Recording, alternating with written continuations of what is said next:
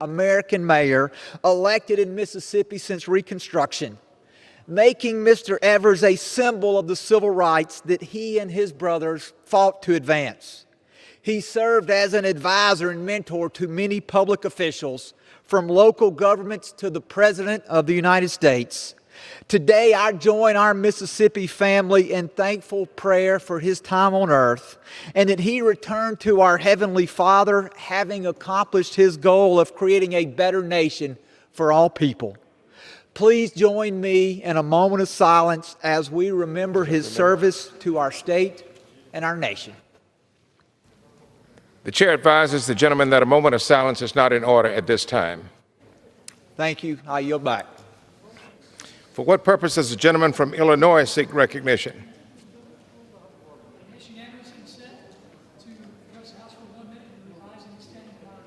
Without objection, the gentleman is recognized for 1 minute.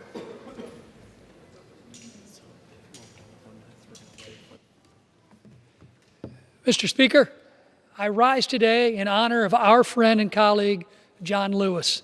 John will be remembered as one of the pioneers of the civil rights movement, and his example of courage will be talked about for generations to come. John Lewis was loved on both sides of the aisle. Even when we disagreed, John never failed to be kind and professional. John loved this country and never stopped his pursuit of a perfect union for all Americans. Even in the last few weeks of his battle with cancer, John was still partaking in nonviolent activism and advocating for equal justice. When I was a freshman here in this Congress, I was touring the Smithsonian with my sons and daughter. One of my sons asked who the bleeding man in a picture was. I told him it was a photo of John Lewis during the civil rights movement, and I now have the privilege of serving with him in Congress. I am lucky to have been able to call John Lewis a colleague and a friend. His passing is a loss for American democracy and advocacy. My wife Shannon and I send our deepest condolences to John's family, friends, and staff. He will truly be missed. The House will miss John Lewis greatly. Thank you. I yield back. The gentleman yields back. For what purpose does the gentlewoman from Nevada seek recognition? Without objection, the gentlewoman is recognized for 1 minute. Thank you, Mr. Speaker. On behalf of Nevada's 3rd District, I rise today in support of the Great American Outdoors Act. This bill, which I co-sponsored, will finally secure full dedicated funding for the Land and Water Conservation Fund. This fund helps conserve some of Southern Nevada's most precious public lands, like Red Rock Canyon, Sloan Canyon, and Lake Mead. Coming together on such a vital issue is a reminder that Congress has the ability to rise above partisanship and find solutions that benefit us all. And there is no issue more universal to all Americans and all people than protecting our planet. We can't keep kicking this down the road. This is the time to fully fund the Land and Water Conservation Fund. And in closing, my time was short with Congressman John Lewis, but I will forever be impacted and am eternally grateful for his leadership. Thank you. The gentlewoman yields back. For what purpose does the gentleman from North Carolina seek recognition? I ask you to address the House for 1 minute. I ask unanimous consent to address the House for 1 minute. Without objection, the gentleman is recognized for 1 minute. Thank you, Mr. Speaker. As August approaches, reopening schools is now at the forefront of the American agenda. The American Academy of Pediatrics strongly advocates that we should start with a goal of having students back physically in the classroom. As an experienced physician of more than 30 years, I concur with the AAP and believe that the science and the data point towards reopening our schools in America. This is why I have introduced the Open Schools Responsibly Act yesterday, which provides liability protection to schools that adhere to CDC and state guidelines. As we want to start schools open again, then educational administrators need to have the confidence that they will not face the brunt of frivolous lawsuits. Obviously, schools that reopen without taking the proper precautions should be held accountable, and this legislation will still ensure the case. We want to protect everyone, from exceedingly low-risk students to our higher-risk older teachers. We simply cannot allow our children, especially our higher at-risk children, to fall further behind in their education. So it is Congress' duty to pass liability protection to let our kids get back to school and get back on track. I thank you, and I yield back. The gentleman yields back. For what purpose does the gentleman from California seek recognition? California.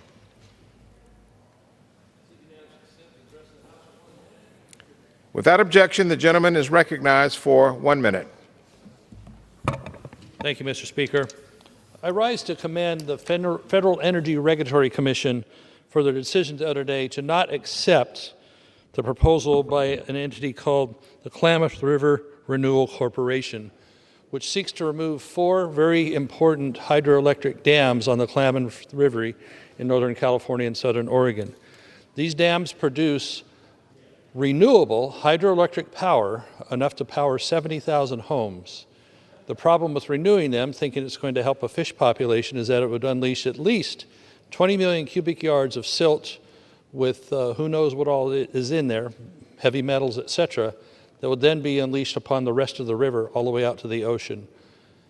It only takes 3 years to wipe out a salmon population, and it would take much longer for this silt to dissipate in the river. So much more needs to be done to explore this situation. I advocate that we allow these dams to continue to operate and provide power to our grid that indeed is renewable and helps meet the renewable portfolio standard for California, and not just tear them out at unknown costs exceeding $450 million. I yield back. The gentleman yields back. For what purpose does the gentleman from the state of Washington seek recognition? Without objection, the gentleman is recognized for 1 minute.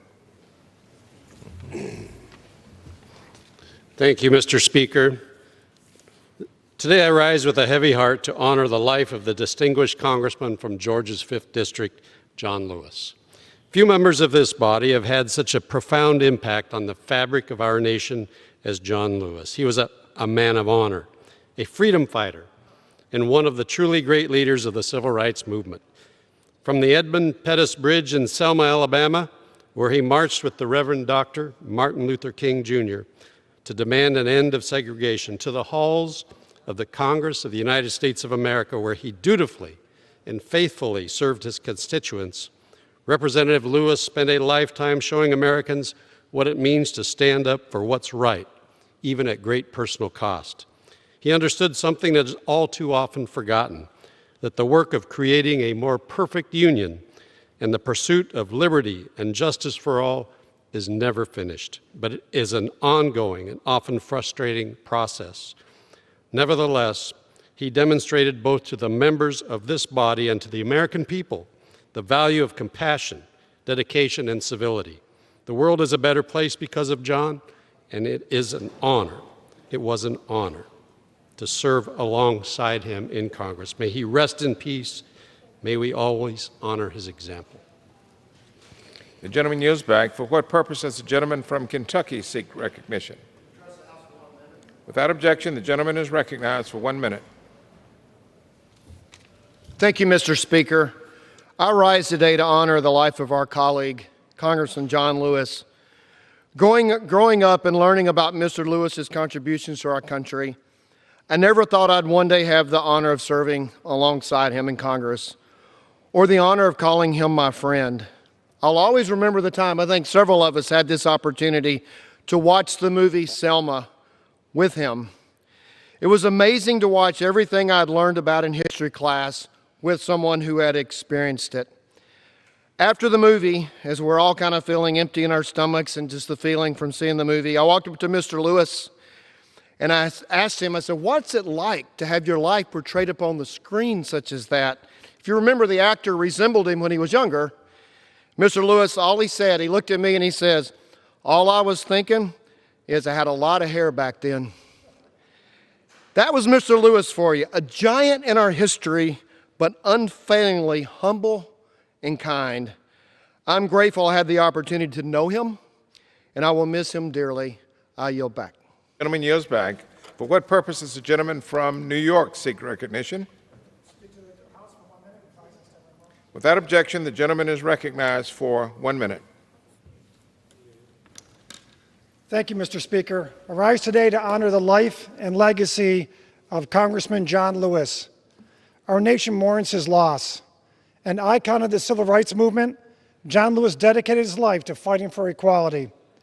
He was an American hero who never wavered in his pursuit to make our country a more fair and just place. During my first term in Congress, I met John Lewis when we sat near each other at the President's State of the Union address, my first time. We became friends after that and often spoke on the House floor and in his office. While we served on different sides of the aisle, he was always willing to hear and consider the perspectives of others. It was an absolute honor to serve alongside him in Congress. John will forever be remembered for his strong leadership, his commitment to peaceful action, and the tremendous sacrifices he made to enact change. I wish the family, loved ones, and all who knew and admired him peace during this difficult time. Thank you, Mr. Speaker, and I yield back. The gentleman yields back.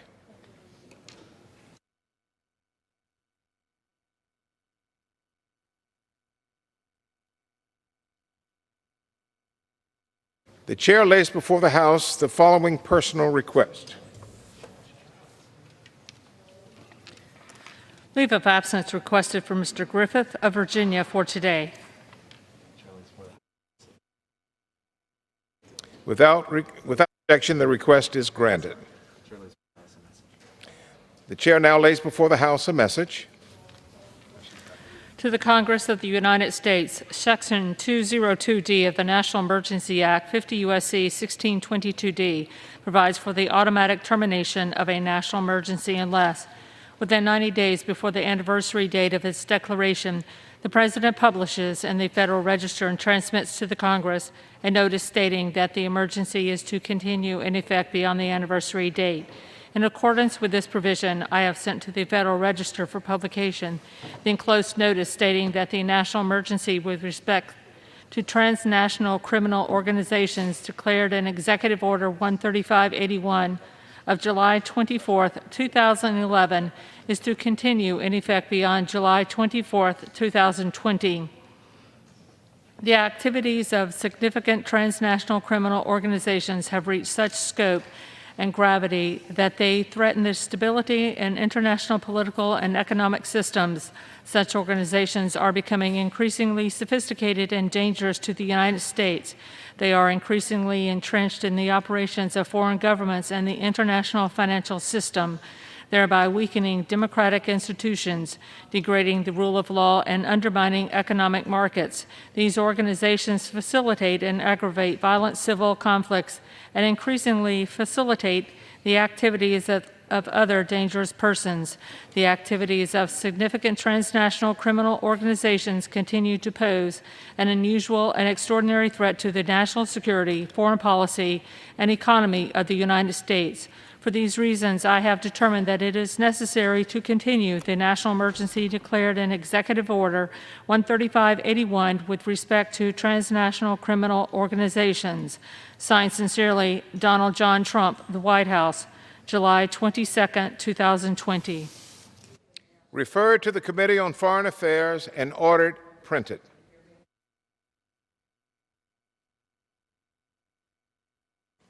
Under the Speaker's announced policy of January 3, 2019, the gentlewoman from California, Ms. Bass, is recognized now for 60 minutes as a designee of the Majority Leader.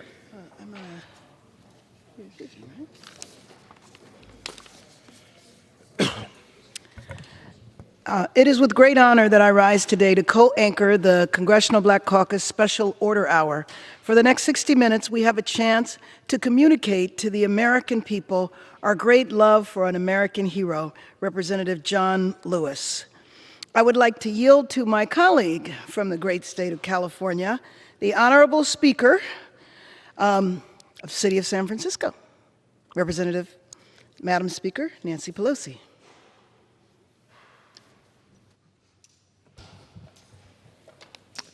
I thank, Mr. Speaker, I thank the gentlewoman for yielding and appreciate her calling us together for this special order for a very special person. This big paint picture of John Lewis was just put up here, rest in power, it says. you can't see from the TV, but over here in the front row is a big bouquet of white flowers. It's in a place where John usually sat, in the front row of a section that many of the members of the Congressional Black Caucus held forth, conspired sometimes, plotted and made progress for the American people. It's appropriate that we have those flowers there where John sat for so many years. John Meacham, who's writing a book on John Lewis, told us yesterday on a caucus call that when John was born, he was born into a garden. He loved to be in the garden. He loved to be with the chicks, as we know, little chickens. And he loved to see things grow. He loved to see things grow.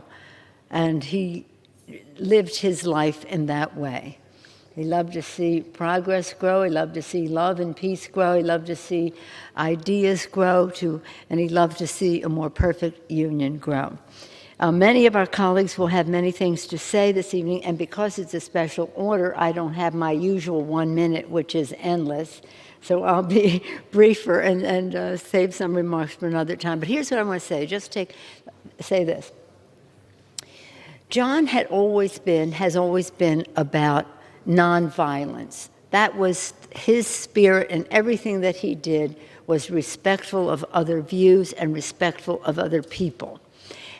In the spirit of nonviolence, that was Dr. Lawson, Reverend Lawson taught that to him, to Dr. King and the rest, and it was much of it in the spirit of Mahatma Gandhi and the nonviolence that he put forth. In Sanskrit, Mahatma Gandhi's language, the word for nonviolence, it's satyagraha. That word means two things: nonviolence and insistence on the truth. And John Lewis nonviolently always insisted on the truth, whether it was at a lunch counter, the truth of equality, whether it was upholding the Constitution, the truth of our founders, whether in everything that he did, it was about truth and peace and love. And so I'm going to submit my statement for the record because, again, I'm not used to not having endless time as the Speaker of the House, but I do know that our colleagues have a great deal to say. I just want to say this one thing again, one more thing. At the end of his life, end of his time in Washington, D.C., right before he was preparing to go back to Atlanta just a couple of weeks ago, in the middle of the night, he decided, early in the morning, 4 a.m., that he was going to go in the morning to Black Lives Matter on the street. So one of the last official or public photos that we have of John Lewis is with the mayor of Washington, D.C., and then alone, standing on that beautiful tapestry, Black Lives Matter. The connection from John, the boy from Troy, to Black Lives Matter, the future of a movement he was so much a part. May he rest in power. May he rest in peace. I yield. Thank you. The nation lost an icon, the House lost its most respected member, and the Congressional Black Caucus lost our most senior member of our family.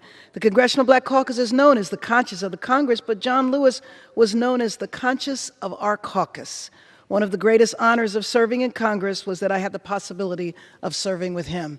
I yield to the Majority Whip from the state of South Carolina. I thank the gentlelady for yielding me the time. You know, Mr. Speaker, I cringe often when I hear people talk about the 1960s as the civil rights movement.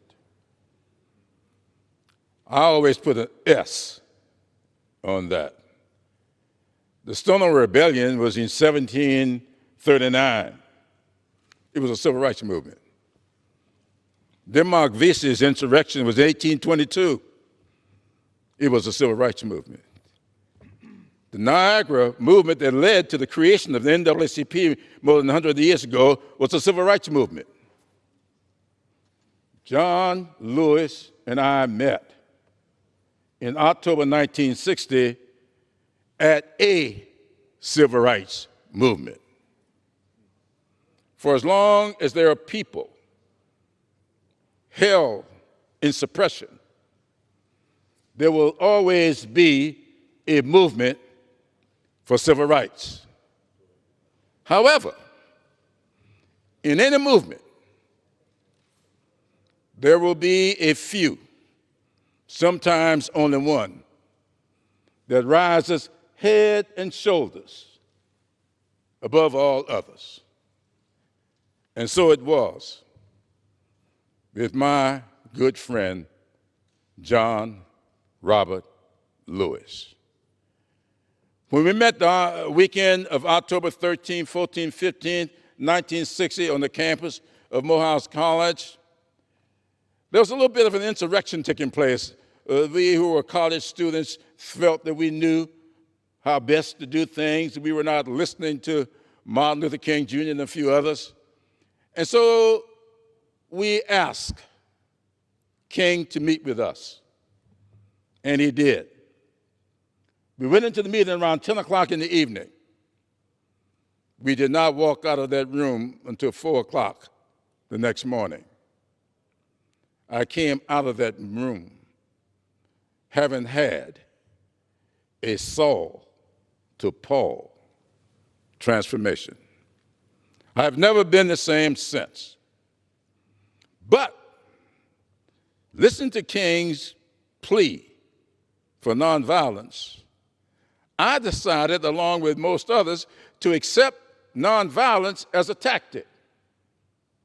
But not John Lewis. He internalized it. It became his way of life. And after going through a few issues of the 60s, you know, John got elected president of SNCC in 1963 and was summarily dethroned in 1966. But John then joined the effort, the Voter Education Project, where he directed, that was sponsored by the Southern Regional Council. And as he served as director of the Voter Education Project, headquartered in Atlanta, I became the chair of the Voter Education Project in Charleston, South Carolina, and we continued that relationship. He got married to a librarian. I got married to a librarian, though I did so before he did. And they became fast friends. Lillian and Emily became fast friends. I will never, ever get John Robert Lewis out of my system because he succeeded where I failed. It was a tactic for me.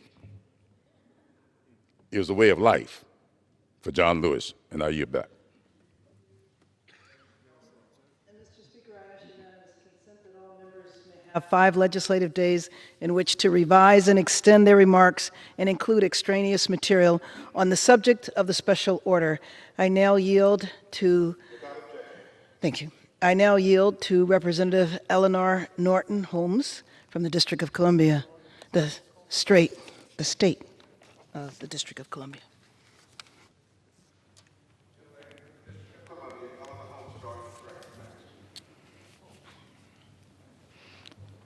I want to thank the gentlewoman from California, Karen Bass, for leading this special order to our good colleague and friend, John Lewis. John and I were elected to the House of Representatives about the same time. Actually, he was elected a couple of years before I was. But we were colleagues before either of us could have hoped to become members of Congress. We were kids together in the Student Nonviolent Coordinating Committee, the youth arm of the Southern Civil Rights Movement. The difference between John and me is I was in law school, so I went in the summer, and John was a full-time member who left school in order to join SNCC. And SNCC came out of lunch counters. Ella Baker called us all together because it was clear that the Civil Rights Movement was developing a youth arm. And Ella Baker, the great elder of the Civil Rights Movement, decided all of us we really should become an organization. John was not the first head of SNCC. Marion Barry was, because he was a lot more political than John. And he's remembered today more for his politics than for his civil rights acumen. When John was elected chair of SNCC, there was nothing political about it. His qualification was not that he was the strongest or the most articulate or whatever you want to call it. His strongest qualification was that he was the bravest, pure and simple. It is almost impossible to describe the risks John took in the more than 40 times he was arrested. Because today we're so used to civil disobedience, people right now are lying down on Pennsylvania Avenue after the George Floyd killing. So we're used to that. So I really want to call to your attention what it meant when John led young people to be arrested. Everybody has seen the film of his being knocked down as he marched in the front of the line. He had a concussion as a result of that. He never knew, as he led these marches, whether he would come out alive. Let me tell you about these marches when SNCC would kneel down and assume other nonviolent postures. On the other side, we're not demonstrators. On the other side were not other people who were confronting us nonviolently. On the other side were the police leading white mobs. I must tell you, they were befuddled, though, by the tactics of SNCC and the Civil Rights Movement. Because when you kneel down and are nonviolent, they didn't quite know what to do with you or about you. John, of course, will always be remembered as a member of the House of Representatives. But as I close, I must say it will be difficult even for John to have done more in the House than he did in the Civil Rights Movement, to do more in Congress than he did for his country. I thank the gentlewoman for yielding. His legacy to our country is that he devoted his life to fighting for justice and being a moral compass to our nation. I'd like to yield to Representative Bobby Scott from the great state of Virginia.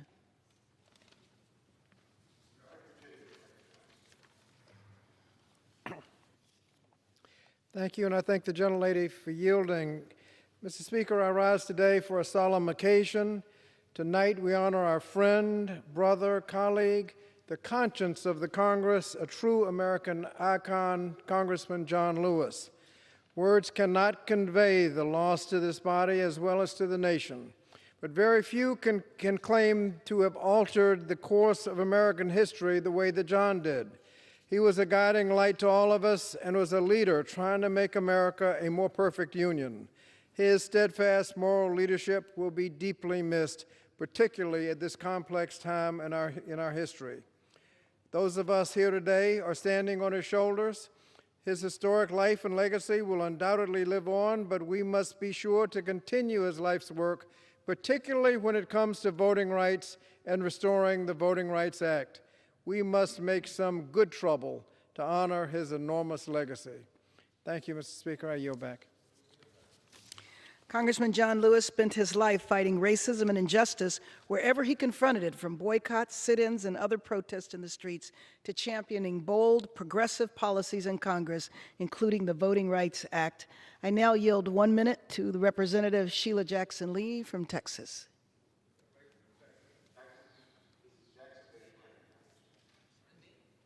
Yes. We need to tell them who's next. You might want to. Yeah. Oh.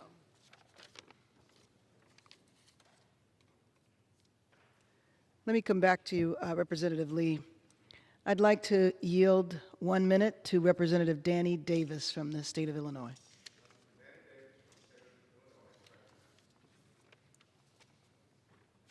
So, 1 minute. Everyone has 1 minute. I want to thank the gentlelady. You know, to every man there is a way, a ways, and a way. The high souls take the highway, and the low souls take the low, while all the rest on the misty flats drift to and fro. But to every man there is a way, a ways, and a way, and each man decideth which way his soul shall go. John Lewis always took the high road, always giving of himself in such a way that you knew that he was gracious and kind.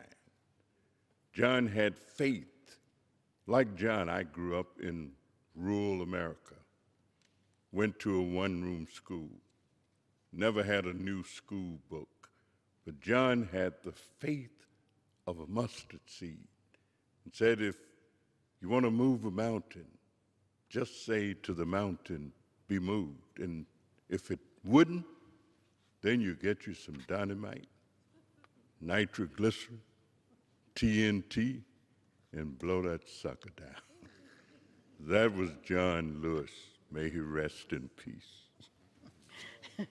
Now that he's no longer with us, we have to live up to his legacy and protect the right to vote for all Americans. As we continue to face challenges due to the coronavirus and issues of systemic racism, we must protect our democracy and elections, even in the midst of adversity.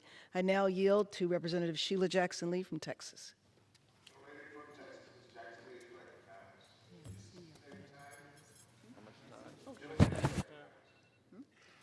1 minute. All speakers have 1 minute.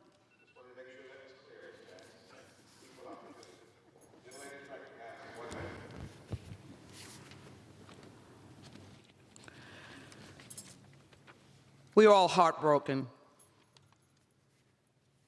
We all are speechless. We all are committed to John Robert Lewis's beloved community. Each of us have been touched without ceasing for the spirit he led us in acknowledging, even in anger, that there was the beloved community. He loved his wife and his family and his extended brothers and sisters all the way from Alabama to Georgia. And I'm reminded of his ability to love Dr. Martin Luther King. It is the testament of a man that is able to extend love and not to show envy, but to learn and to seek knowledge. John did that, which allowed him to carry that all the way to the fights of today. John Robert Lewis, Dr. King said, "Are you the boy from Troy?" He loved to tell that story. He loved to tell that he preached to the chickens, but his voices were heard by kings and queens. John Robert Lewis, a saint walking on earth. I'm reminded of our days in front of the South African embassy, arrested against genocide, or fighting against the children in cages. John never stopped his fight. And so I come today to honor him in this brief moment that we have, to be able to say, isn't it good that a saintly man walked on this earth and reminded us of the beloved community. I am very glad to say that I knew, and the world knows, John Robert Lewis, the boy from Troy. With that, I yield back. Yes, I now yield 1 minute to Representative Gregory Meeks from New York.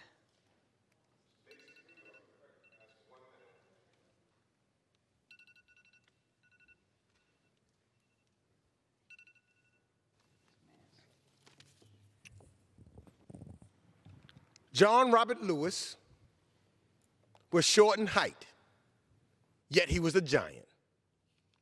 John Robert Lewis was a humbled man, but fierce for justice.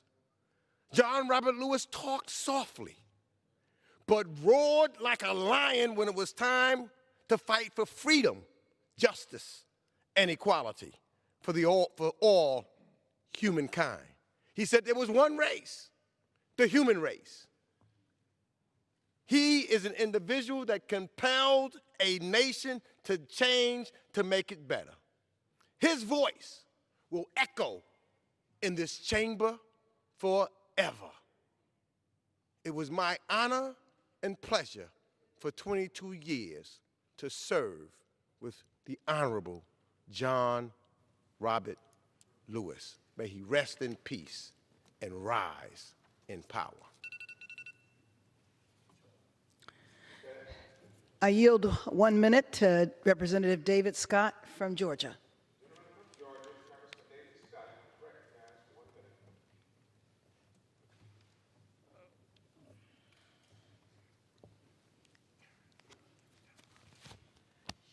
Thank you very much. John Lewis's mother and his grandmother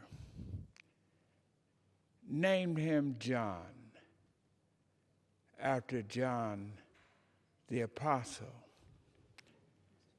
the disciple, the scripture says, whom Jesus loved, John the Beloved.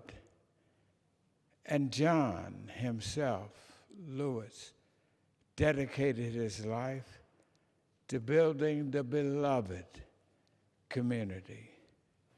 And one more thing, John Lewis, being named after John, Jesus' apostle, it must be noted that the Apostle John was the youngest of the disciples. John Lewis was the youngest of our civil rights leaders who spoke at the momentous March on Washington. God bless John Lewis, and we thank God for sending him our way. I yield 1 minute to Al Green, Representative Al Green from Texas.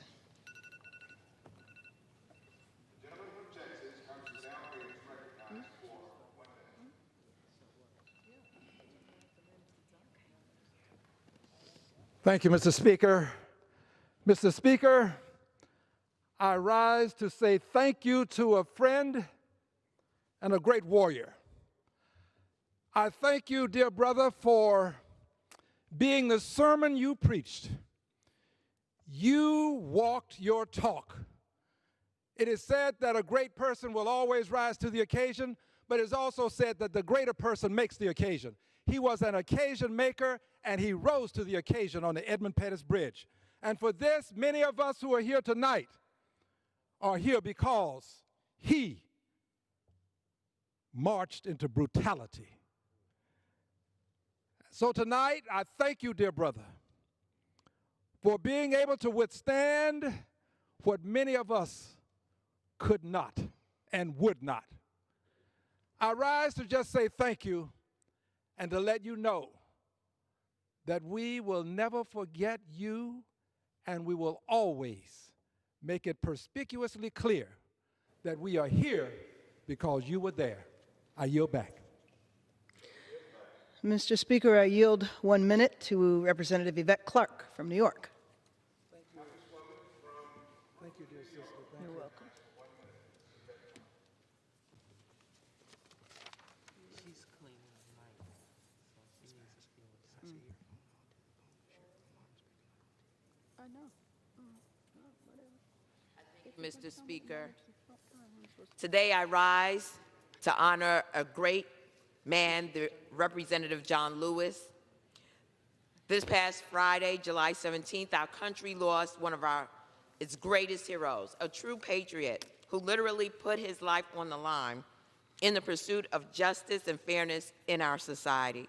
The Honorable John Lewis was a penultimate hero who embodied the struggle for human rights and dignity. He was a fierce civil rights warrior who refused to abide with the Jim Crow laws of the South. He embodied what it means to be a public servant, putting his life on the line and the people above his own self-interest. I'm so honored and privileged to have served with John Robert Lewis. John Robert Lewis, who was a dancer, a man who loved to have fun, but was convicted for the right to vote, convicted as an activist for civil rights and civil liberties. And I will forever hold dear the moment that we landed in Ghana together, invited by the president of Ghana for the right to return, and to see the wonderment in his eyes of visiting a space where it all began for all of us 401 years ago. May he rest in peace and rise in power. The Honorable John Lewis will never be forgotten. We all hold on to his legacy. To honor Mr. Lewis, the first thing we need to do is to pass legislation restoring the Voting Rights Act and get it signed. We know the credibility of our elections has already shown early signs of concern during several state primaries, and voter suppression cases, coupled with the fact that people are going to have to vote in dangerous conditions, cannot be ignored. I know that if Mr. Lewis were still with us, he would be leading that fight. Mr. Speaker, I yield 1 minute to Representative Hank Johnson from Georgia. I thank the Speaker and I thank the gentlelady from California. Mr. Speaker, much has been said about my friend, teacher, and mentor, John Lewis. He was a family man, married to Lillian for 44 years, and to that union bore a son, John Miles, who is with us today, along with John Lewis's brothers and sisters. He was number 3 of 10. So he's got a large extended family, and that family entrusted John to the world. And for 33 years, he was our colleague. For 14 years, he was mine. I just want to say to the family that we here in Congress feel your pain. We appreciate your sacrifice in allowing John to do what he did for the world and for Congress. I want you to know that we stand with you, we feel your pain, and we will never forget your dear brother, uncle, cousin, whoever he was to you. We will never forget him. We know that he loved you. He would depart this place to go to the family reunion during the summer down in Alabama, where the family still owned hundreds of acres of land that they farmed even when his 2 sharecropping parents gave birth to John. And so he was a family man. Thank you, family, for entrusting him to us. And with that, I yield back. Being managed by Congressman Sanford Bishop of Georgia. Mr. Bishop. Thank you, Mr. Speaker. We're here today to honor Congressman John Robert Lewis, our hero, our colleague, our brother, our friend. Having known John for 52 years, I can tell you honestly that even in his humanity, he lived his life in the image of Jesus. John was a voice for the voiceless, for African Americans, for women, for LGBTQ people, for the least and the left out, for anyone mistreated by society. His unwavering sense of right and wrong was a North Star for this nation, which is why we called him the conscience of the Congress. People as good as John don't come our way very often. Despite all the accolades and recognition he received, John remained humble, unfailingly kind, and always sure of the capacity of people to be better despite their past transgressions. Where would America be today if it were not for John Lewis? Without his activism, without his courage, without his perseverance for voting rights, I doubt if I'd be here today. Thank you, John, for your lifetime of advocacy, for sacrifice, for friendship and counsel.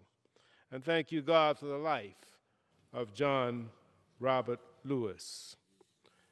At this time, I am delighted to yield to the gentleman from Indiana, Mr. Andre Carson. Thank you. Is recognized for one minute. Thank you, Chair, and thank you, Mr. Speaker. John Lewis was certainly a leader amongst men. He was a mentor, he was a friend. My heart goes out to his family. Our hearts go out to his family. I can remember, Mr. Speaker, during the health care vote, I was coming out of Cannon, I ran into John, and he asked, how many votes do we have left, or how much time do we have left? I said, I think we'll make it. We crossed the street along with his chief, Michael, and there were thousands of people yelling, kill the bill, kill the bill, kill the bill. And that wasn't it. They were yelling expletives, racial expletives, at the three of us. And John looked at me and said, Brother Andre, this reminds me of a darker time, brother. John became a mentor. We'd call him up and he'd speak to the Muslim community. We'd call him up and he'd speak to the folks in Indiana who were there when it was announced that Dr. King had passed, because he was in Indianapolis at the time.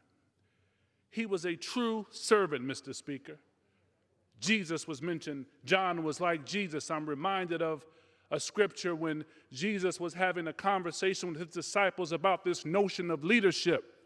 And Jesus looked at his disciples and said, he who wishes to be chief amongst you shall first be your servant. John was a servant. He wasn't the kind of leader that looked at the protesters today and said, what you're going through is nothing compared to what we went through. He stood in solidarity with those young folks and embraced those young folks like a real leader. And John is an example to all of us what true public servants should be. We love you, John. God bless. Mr. Bishop, you're recognized. We make our living by what we get. We make a life by what we give. John Lewis certainly made a life. I'm pleased to yield to the gentlelady from California, Ms. Maxine Waters.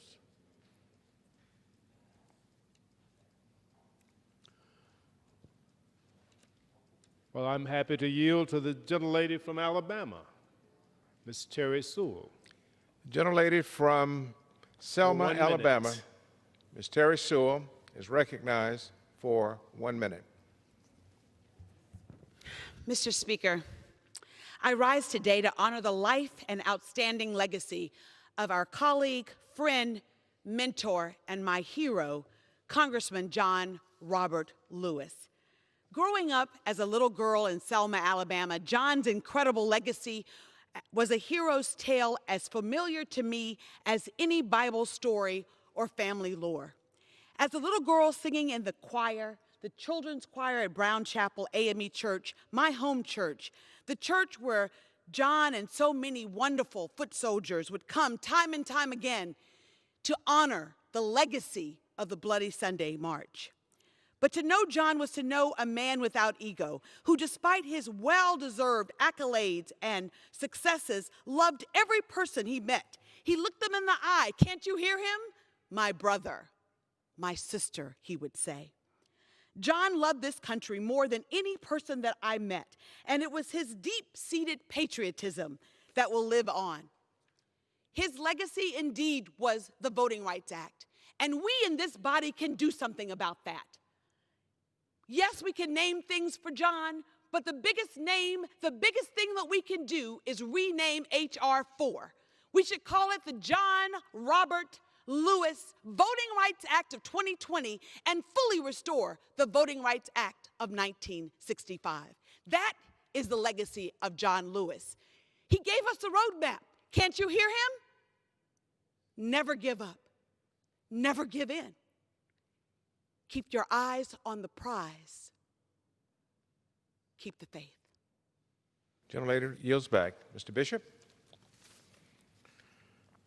George Washington Carver once said, "How far you go in life depends on your being tender with the young, compassionate with the aged, sympathetic with the striving, and tolerant of the weak and strong, because someday in your life you will have been all of these."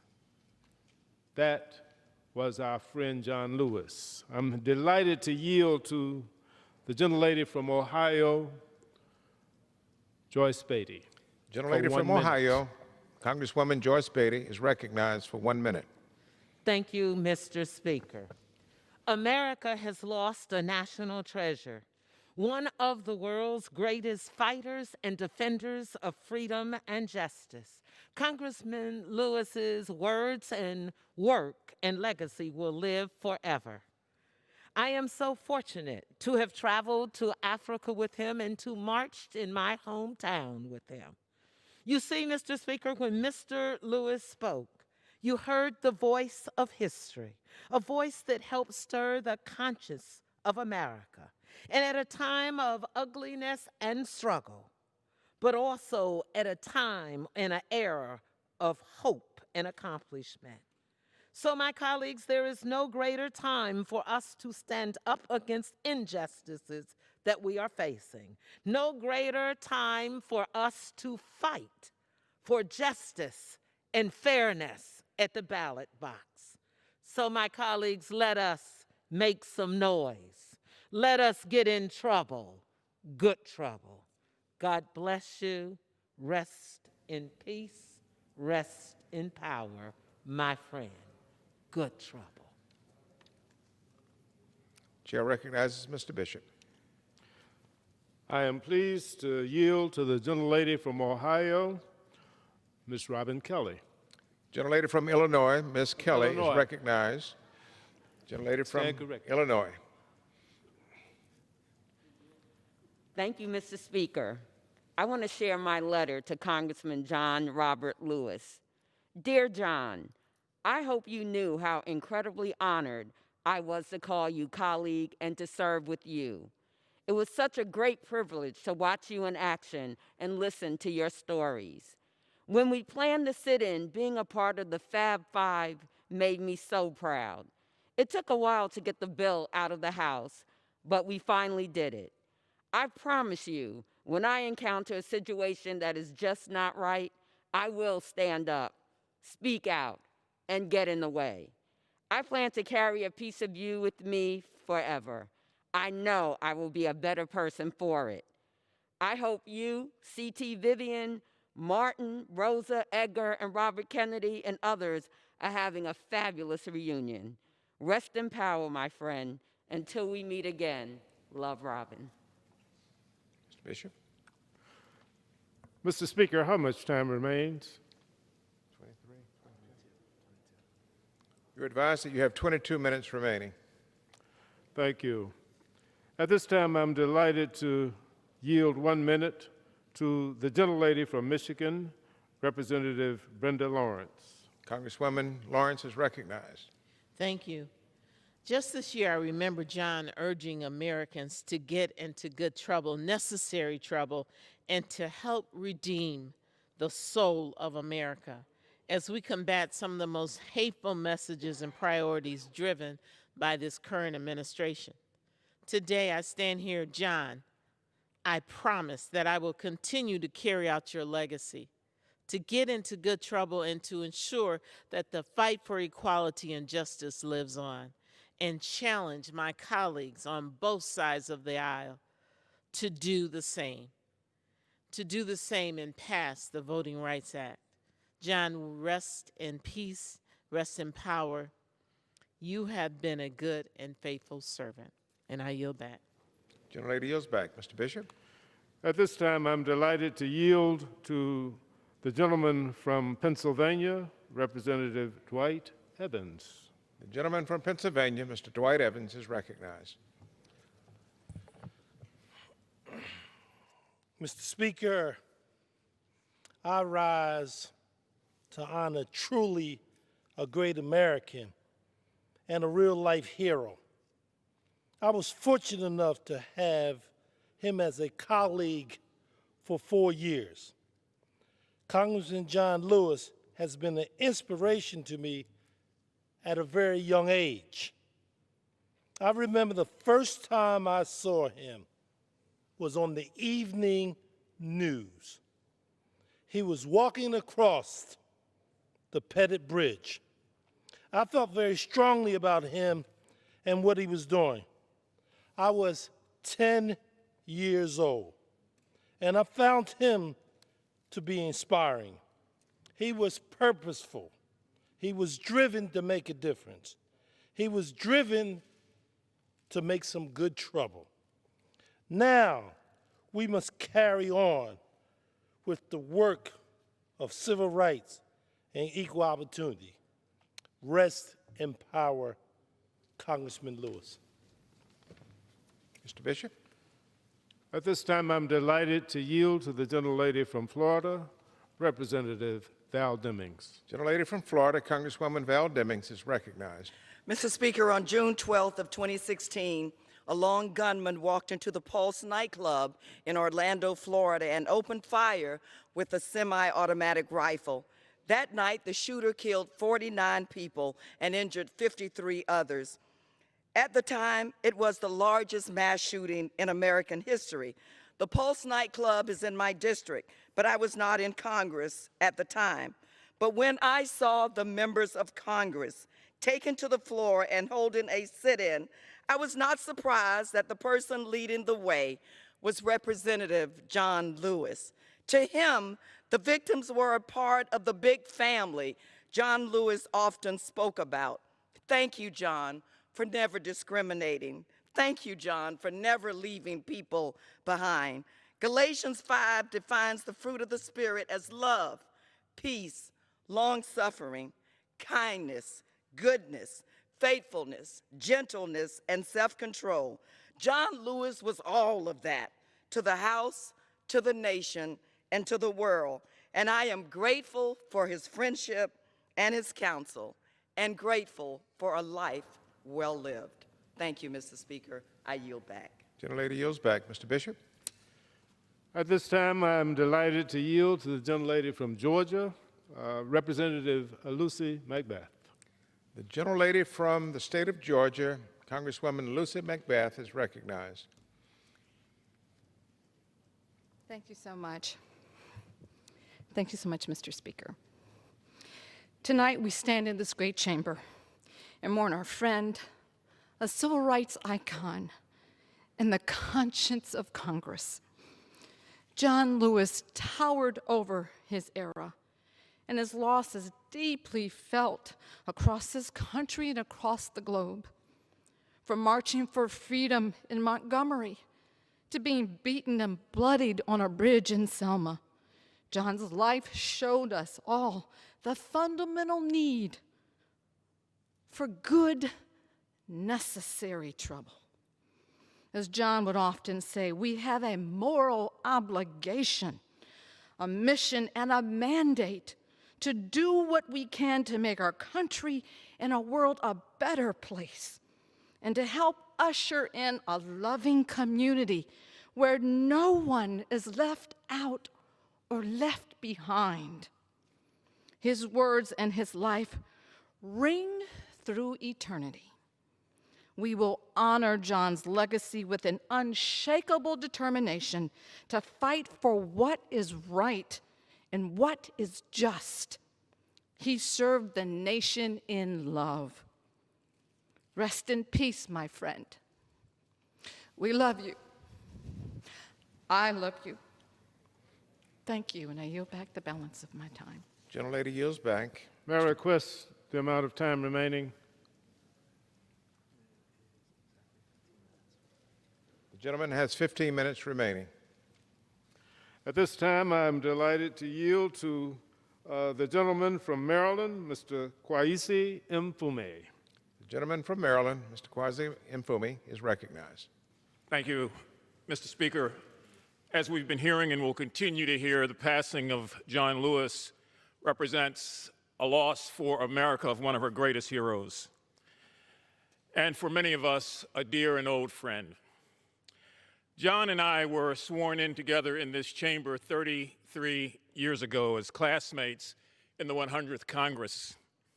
There were only 4 African Americans elected to Congress that year. He, myself, Floyd Flake of New York, and Mike Espy of Mississippi.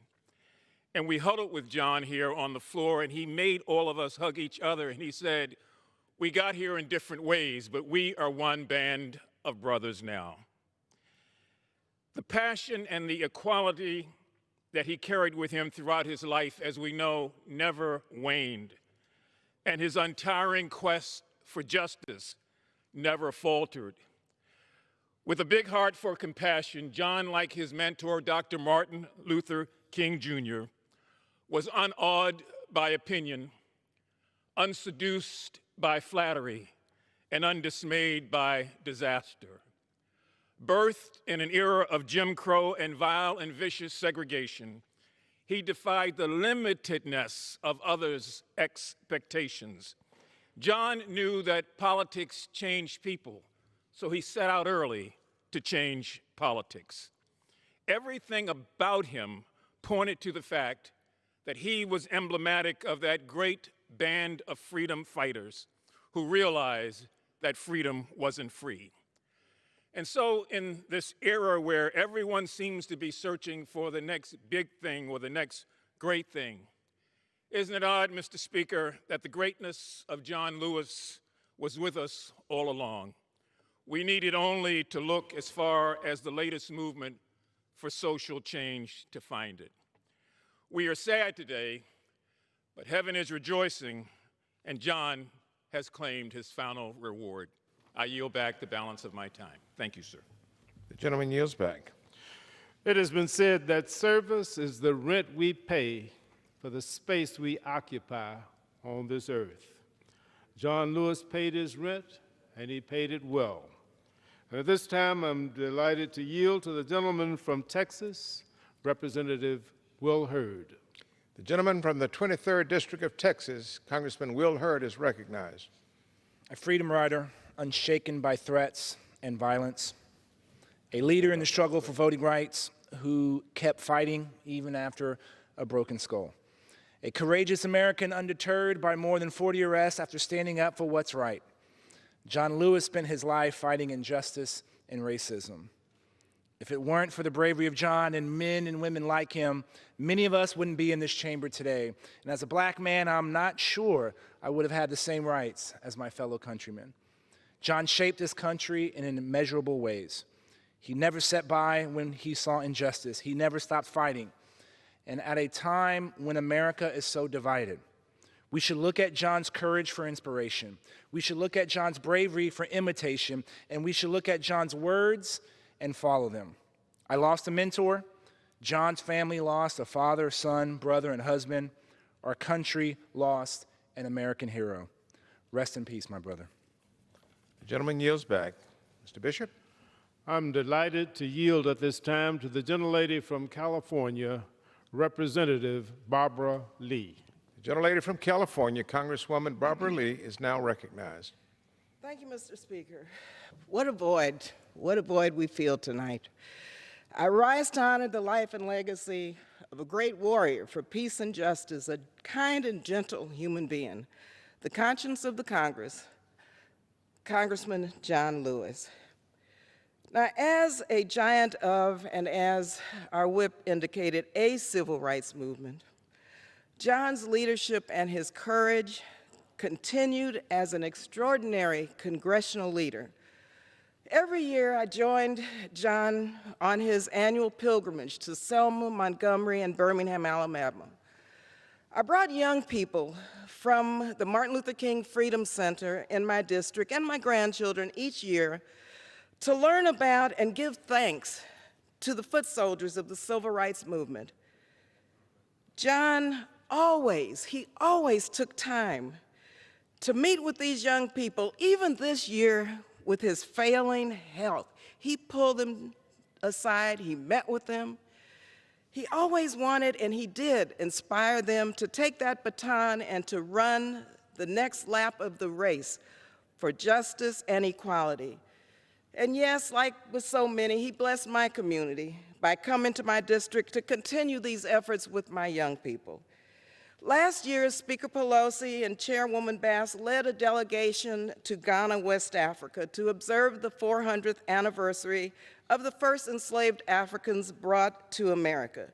John said, he said that Ghana was one of the most moving trips of his life, and he said, and I quote, "To see and behold the inhumanity during another period of our history," he said, "it tells each and every one of us never to let this evil happen again."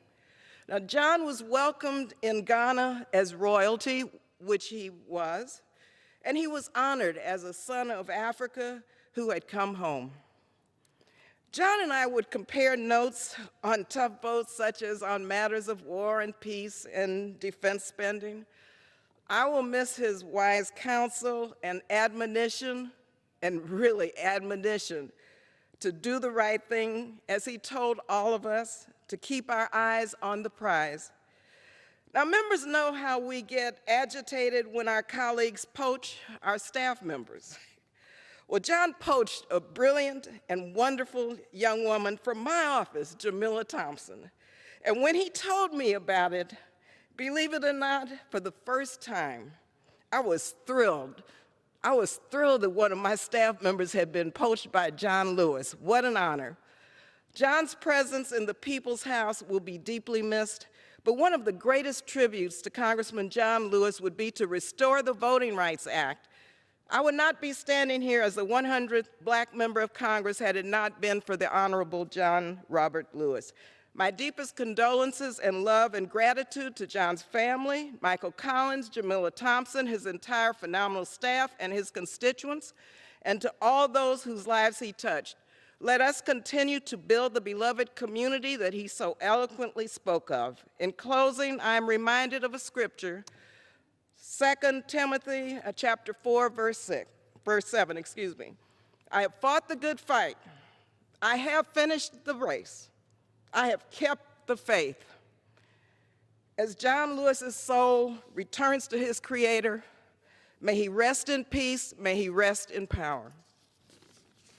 Gentlelady yields back. How much time is remaining?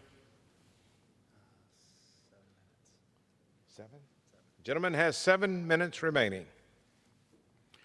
As we come to the close of this first hour of tribute to our friend and our colleague and our hero, John Robert Lewis, I leave you with the words of Douglas Mallock, who wrote, "A tree that never had to fight for sun and sky and air and light, that stood out in the open plain and always got its share of rain, never became a forest king, but lived and died a scrubby thing.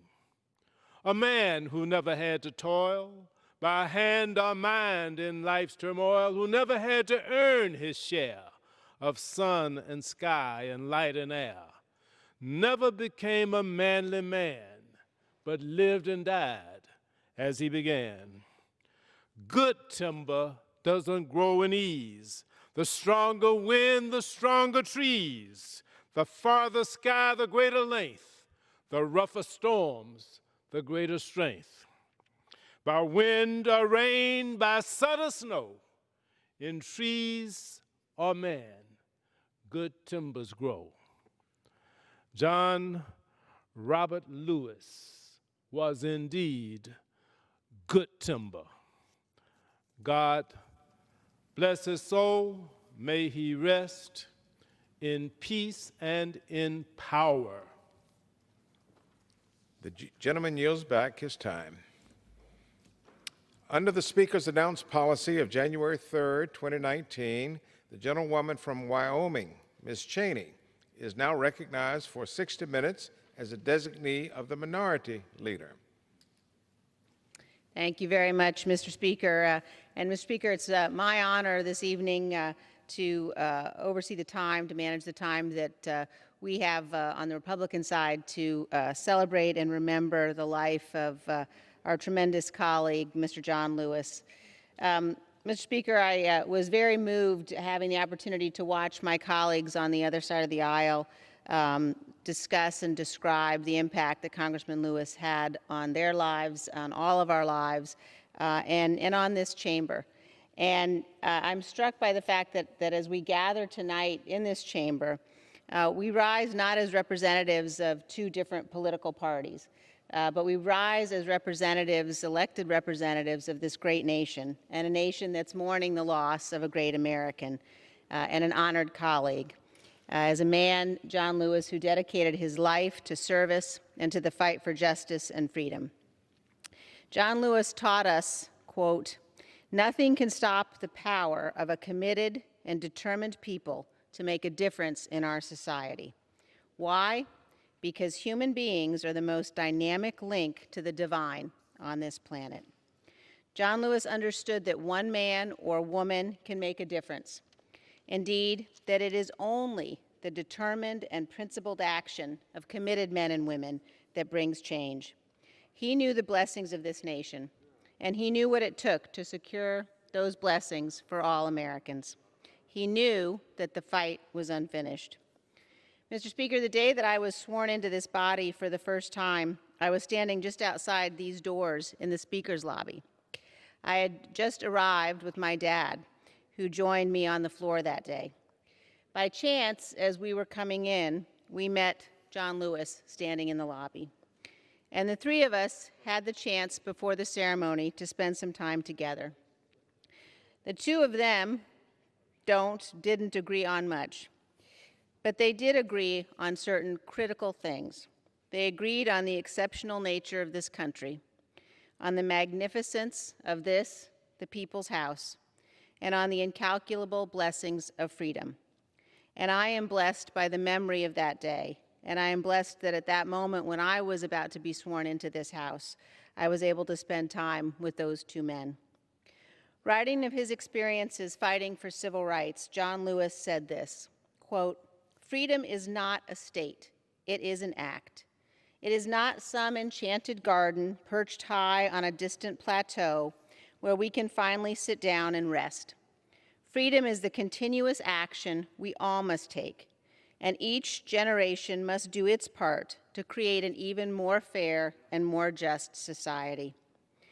Great men and women like John Lewis in every generation have known this, that we all have an obligation to defend our freedom, to fight for it, to do our part, to be worthy of the sacrifices of those who have gone before.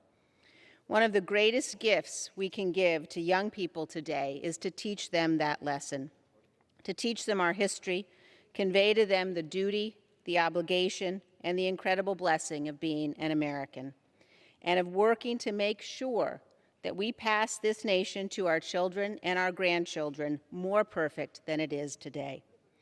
Our colleague, Congressman John Lewis, dedicated his life to that ideal.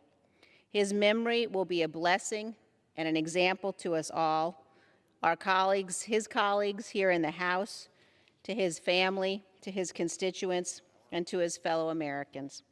God bless John Lewis, and God bless the United States of America.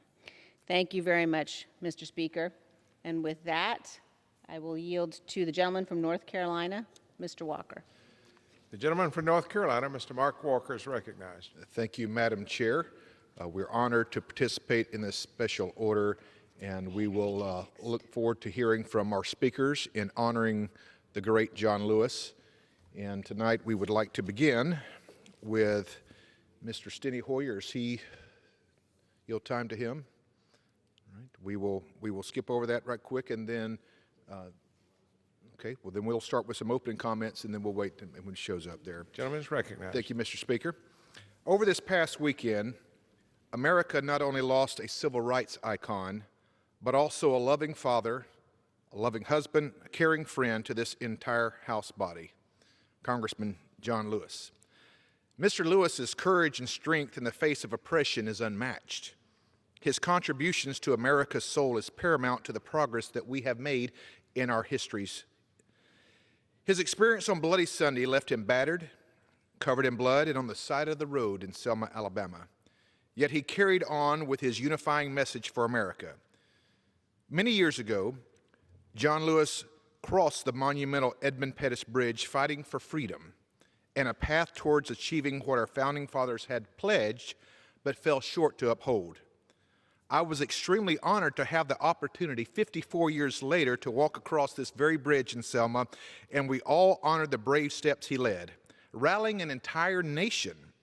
The fact that I was asked to give the closing remarks at Dexter Avenue King Memorial Baptist Church in Montgomery is something, frankly, that I'll always treasure.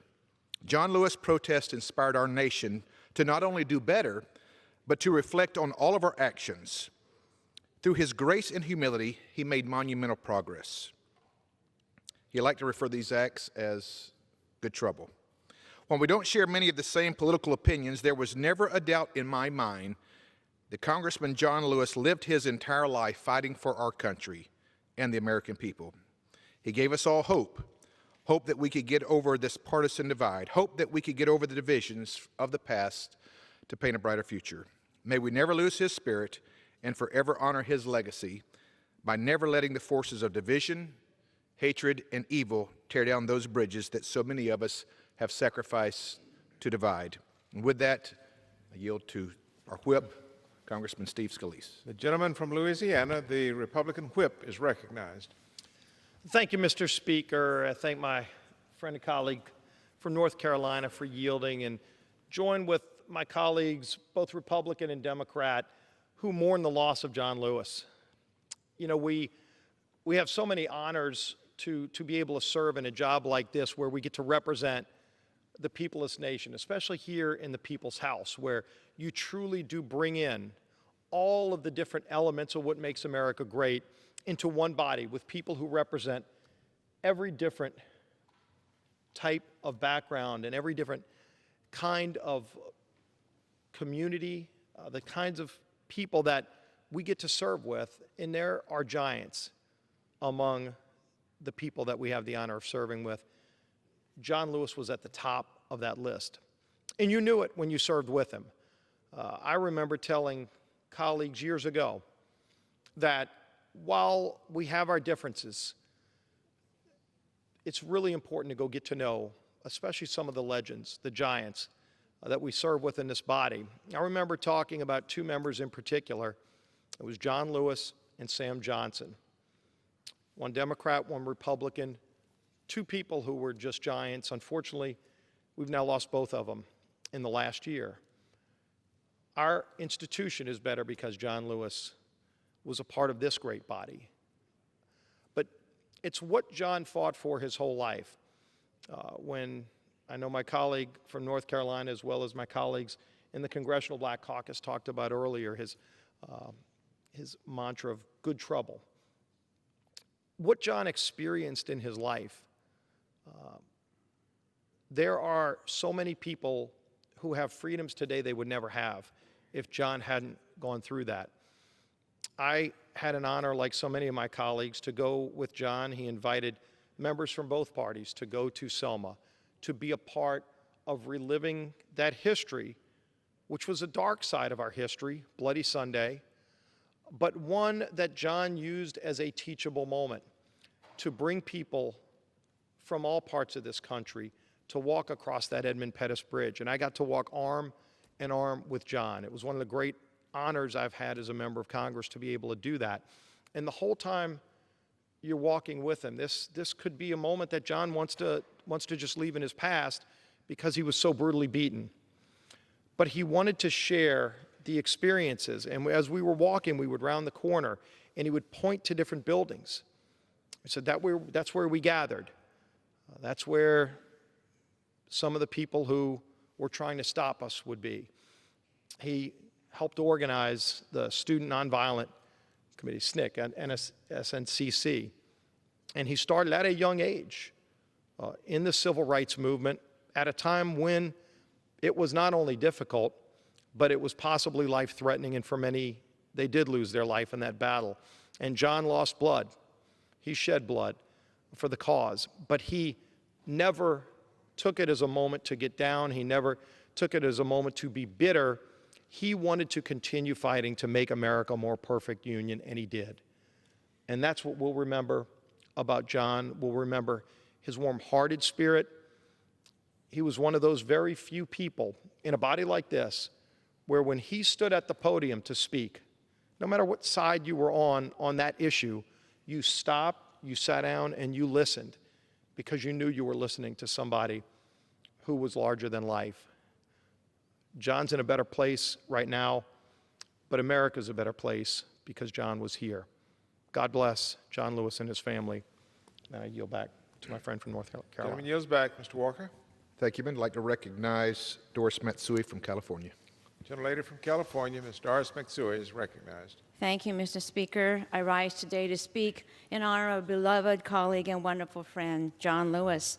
I first met John when my late husband, Bob Matsui, was a member of Congress.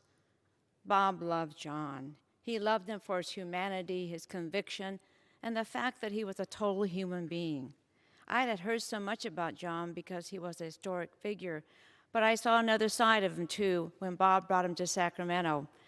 And he met many people, and I remember his walking across a university campus with the president of the university when he ran across, Bob and he and John, a bunch of chickens that the students were advocating for to keep on campus. And the president was saying, no, we got to get the chickens out. And the president says, excuse me, Mr. Lewis, but we're going to get rid of those chickens. And John said, no way you're going to get rid of those chickens. I learned to preach by preaching to chickens. And that is the part of John that I really love too, that humorous part, the part you can laugh with. But this gentle giant lived also every single day to overcome injustice, eradicate racism, and give hope to all who walked beside him. And he's a total person. And at this moment in our history when speaking truth to power is so vital, it is more important than ever to follow John's words, to stand up, speak out, and keep your eyes on the prize. John taught us all that America is greater than the sum of its parts. When you weave a rich, colorful tapestry, the weaving itself makes it strong. His impact will be forever felt on our nation's conscience, and we're all better for it. At this difficult time, my prayers are with the Lewis family and all his friends, and he will be sorely missed. I love you, John. Yield back. Gentlelady yields back. Mr. Speaker, I'd like to recognize, only first to make sense to John Lewis's colleagues, the delegation from Georgia, starting with our Deputy Whip, Congressman Drew Ferguson. Gentleman from Georgia is recognized. Thank you, Mr. Speaker, Yes. and the gentleman from North Carolina, thank you for allowing me to do this.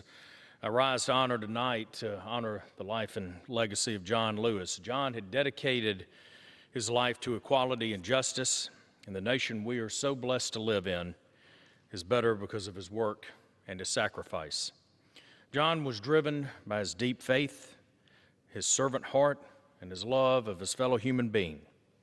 And while John was always right to fight for legal changes to make America better, he ultimately knew that how you treated your fellow human being was a matter of the heart.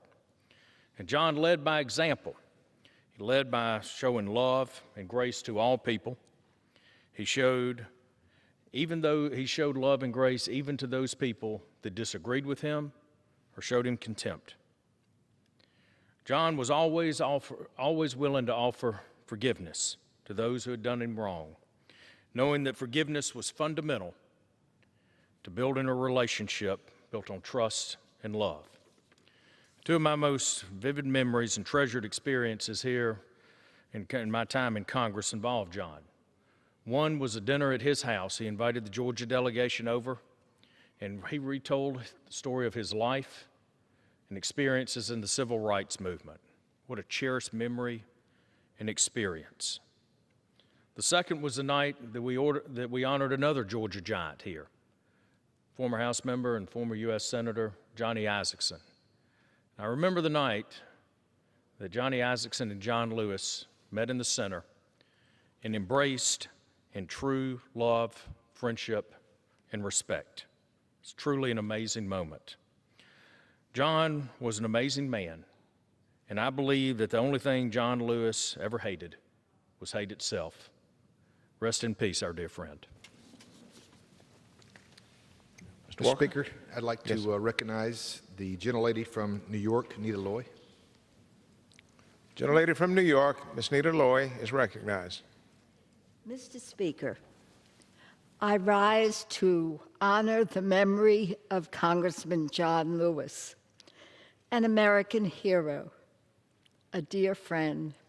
He taught us what patriotism is, that to love our country is to acknowledge and work to repair its imperfections. Congressman Lewis endured angry mobs, death threats, so much violence with endurance, persistence, and even warmth and optimism. Surely we can honor his remarkable life by coming together to reauthorize the Voting Rights Act, to ensure our laws reflect that Black lives matter. Advocating for the nation's marginalized throughout his life, acting as the conscience of Congress during his 34 years of service, he inspired generations of Americans to get in good trouble. I remember sitting on the floor with John. Rather than sitting on the chair, we were proving our point and all sitting on the floor. He has taught us so much with his sweet, sweet manner, but the strength of his conviction. We must honor Congressman Lewis's legacy by striving to achieve the equitable and just society for all that he fought so hard to attain, in the words of John himself. If not us, then who? If not now, then when? Dear, sweet, kind John, we will miss you. We love you. May you rest in peace. Mr. Speaker, I'd like to recognize the gentleman from Georgia, Representative Austin Scott.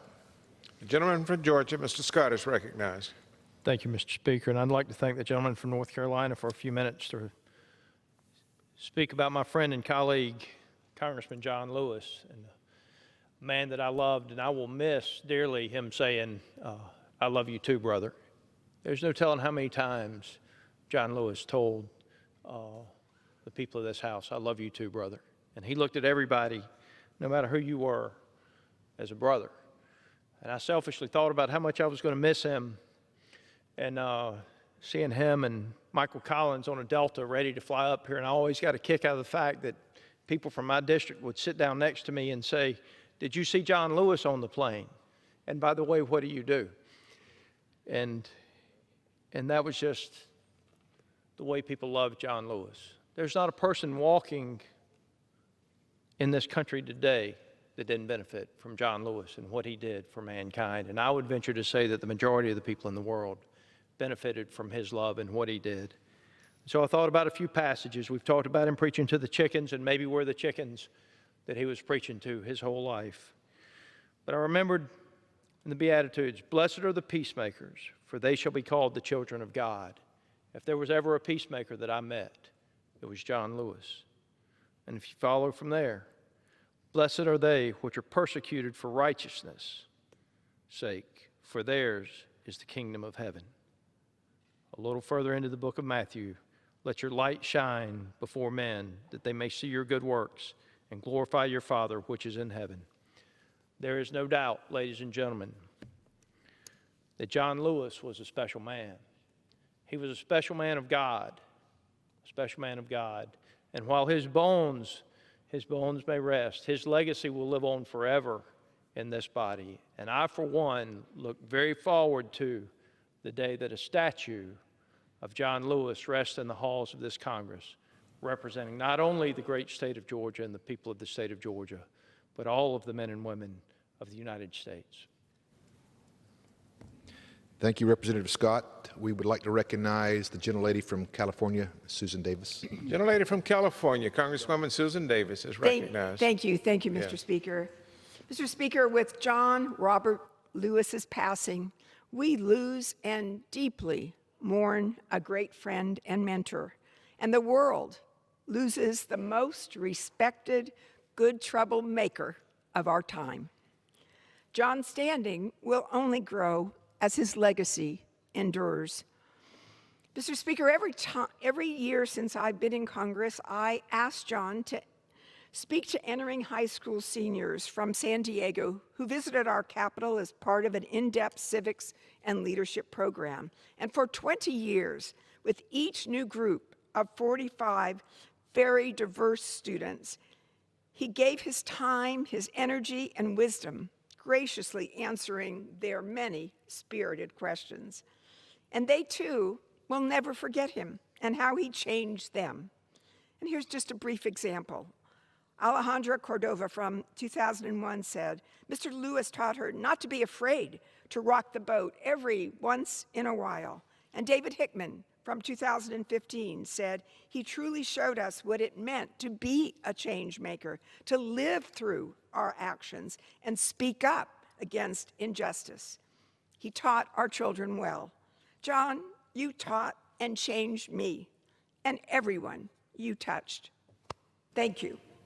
And thank you, Michael Collins, and all of John's staff, who had the hardest task of all, to say to visitors captured by John's words, I'm sorry, but the congressman must depart now. Mr. Speaker, I'd like to recognize fellow pastor and representative from Georgia, Representative Jody Heiss. The gentleman from Georgia, Mr. Heiss, is recognized. Thank you, Mr. Speaker, and thank my good friend from North Carolina. There's no question that all of us who have served with John Lewis mourn the passing of this towering figure who devoted his life to fighting for freedom and equality. An interesting perspective of his life. He was the son of Alabama sharecroppers. Yet John Lewis demonstrated that in America, a single individual, even one coming from the most humble backgrounds, can have an enormous impact in this country. We all know that he rose to be a powerful leader in the civil rights movement, worked very closely with Dr. Martin Luther King and so many other great heroes who sacrificed their lives to ensure that Americans of all races live in liberty in this country. But he did so peacefully. He once wrote this, and this has a great powerful meaning. He said, release the need to hate, to harbor division and the enticement of revenge. Release all bitterness. Hold only love, only peace in your heart, knowing that the battle of good to overcome evil is already won. John Lewis knew that it was necessary to fight the sins of this country, but he understood also to fight those in a nonviolent way. And I just had the deepest respect for John Lewis and am honored to have considered him a dear friend. And I just want to thank all my colleagues this evening for joining in this time to honor such a great man and an icon, obviously, particularly in the civil rights movement. But my wife, Dee Dee, and I continue to pray for the Lewis family. And again, I just say thank you to all my colleagues for joining tonight, and I yield back. Gentleman yields back. I'd like to recognize the gentleman from New Jersey, Representative Donald Payne. The gentleman from New Jersey, Congressman Donald Payne, is recognized. Thank you, Mr. Speaker, and I'd like to thank the gentleman from North Carolina for allowing me several minutes to pay my respects to a great man. And it's not remiss that I see the Speaker pro temp. Very appropriate that you're in the seat tonight, sir. Mr. Speaker, I rise today to honor John Lewis. He was an American icon, civil rights legend, and dear friend, and an inspiration to millions. Yet, these words truly fail to describe the difference he made in our country. He always spoke of getting into good trouble, and I know that's been echoed here on numerous occasions, but it sums up what Mr. Lewis was all about. His efforts led to the Civil Rights Act. His efforts led to the Voting Rights Act. And his effort led to the Congressional Black Caucus and even the election of President Barack Obama. But his loss is more than his legacy. For me, once again, I've lost one of my fathers on the floor of Congress. He was a role model for what makes a great congressman. and I constantly watched as he moved about his business. Like the way he always fought for the right thing, the way he could convey such power and strength through such a gentle demeanor. But when he had passion and was committed, there is no one else on this floor you would rather have with you going into that fight. And the way he stood up to abuse to make this country a better place. One of my greatest honors was to be a part of the sit-in he led on the House floor to fight for gun control legislation after the terrible, dreadful Florida issue. We got into some good trouble that day. He inspired us then, and his words and deeds will inspire new generations, whether they are civil rights pioneers, elected officials, or any American with a dream or cause.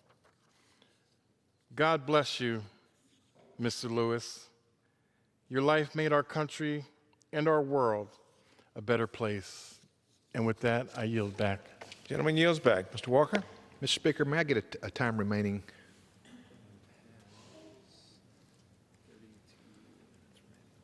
Gentleman has 32 minutes remaining. Thank you, Mr. Speaker. I'd like to recognize the gentleman from Georgia, Mr. Rick Allen. Gentleman from Georgia is recognized.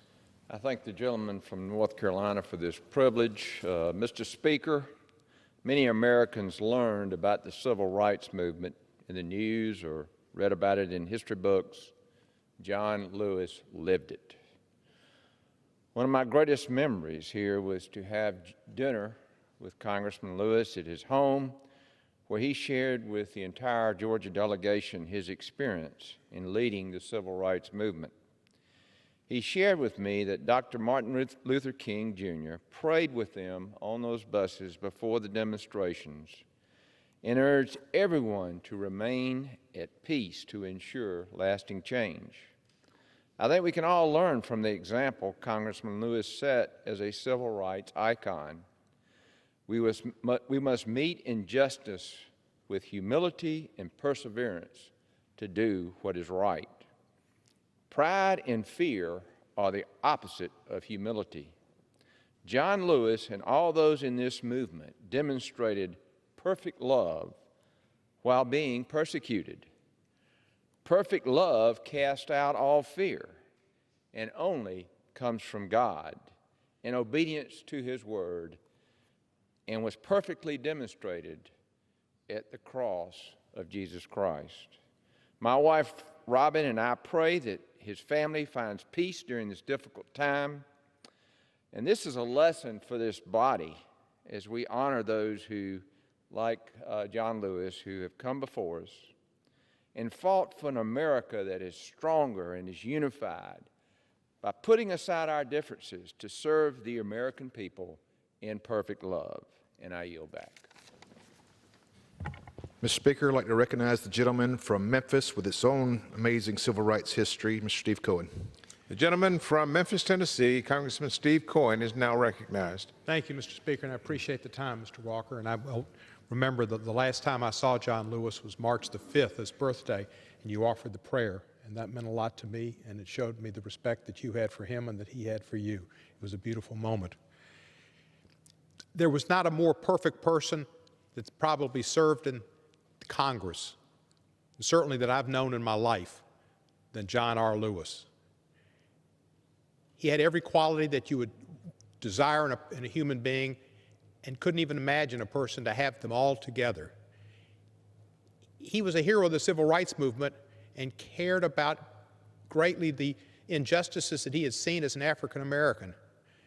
And that's what launched him on his civil rights struggles.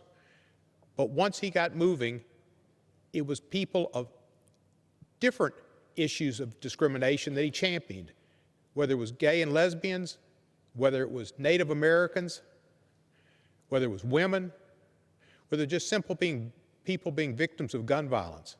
John Lewis took up the cause, and he stood up for everybody. He did not know color. He did not know gender.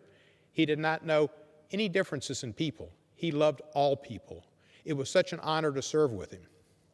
Early in my career, the American Bar Association presented their Day Award to John Lewis, Richard Lugar, and myself. The award was nothing compared to the fact that I was with John Lewis that day. It made me feel much greater than I ever could become.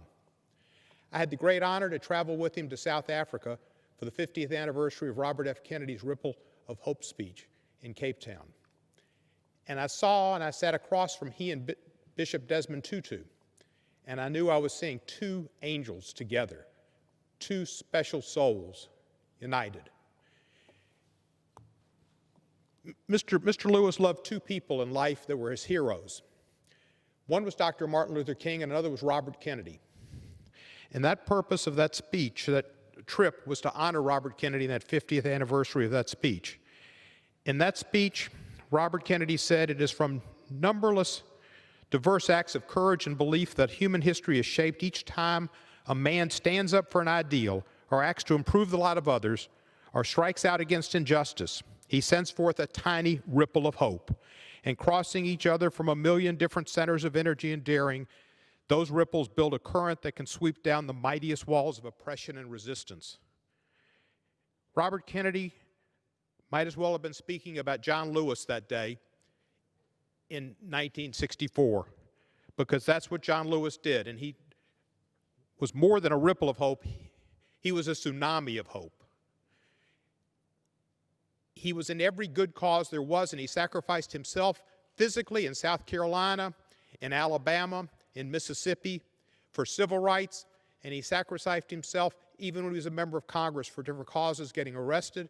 And when he was on death's doorstep, he got himself to Washington, D.C. to appear at Black Lives Matter Plaza and give hope and encouragement and support to the young people that were striving for the causes that he had strived for his whole life. I value every single moment I spent with Congressman Lewis. It was an honor to know him. I miss him. And just the other day, I looked up at the scoreboard, and when I didn't know quite how to vote on some issues, I would look to John Lewis and see how he voted, and he wasn't there. He was my hero. Thank you for yielding me some time, and I yield back the balance thereof. Gentleman yields back. Mr. Thank Walker? you, Mr. Cohen. We'd like to recognize another one of Mr. Lewis's colleagues, Mr. Buddy Carter. The gentleman from Georgia, Mr. Buddy Carter, is recognized. I thank the gentleman for yielding. Mr. Speaker, in our lives, there are people and places we remember. I will always remember John Lewis. There are some people that you feel especially honored to have met. You feel like you're one of the lucky ones who had the opportunity to hear their stories, to learn their convictions, and to feel their triumphs. I believe just about anyone who had the opportunity to meet John Lewis would agree that he is one of those people. He was born the son of sharecroppers. He grew up on his family's farm, and he attended segregated public schools in Alabama. He told his story often, and I remember him telling us the story about how he used to preach to the chickens. He went on from that humble beginning to be called one of the most courageous persons the civil rights movement ever produced, a title he rightfully deserved. John Lewis dedicated his entire life to securing equality and justice for all people while remaining a devoted advocate for nonviolence. It must have been an incredible blessing for him to see how his fight changed our nation and the entire world with his own eyes.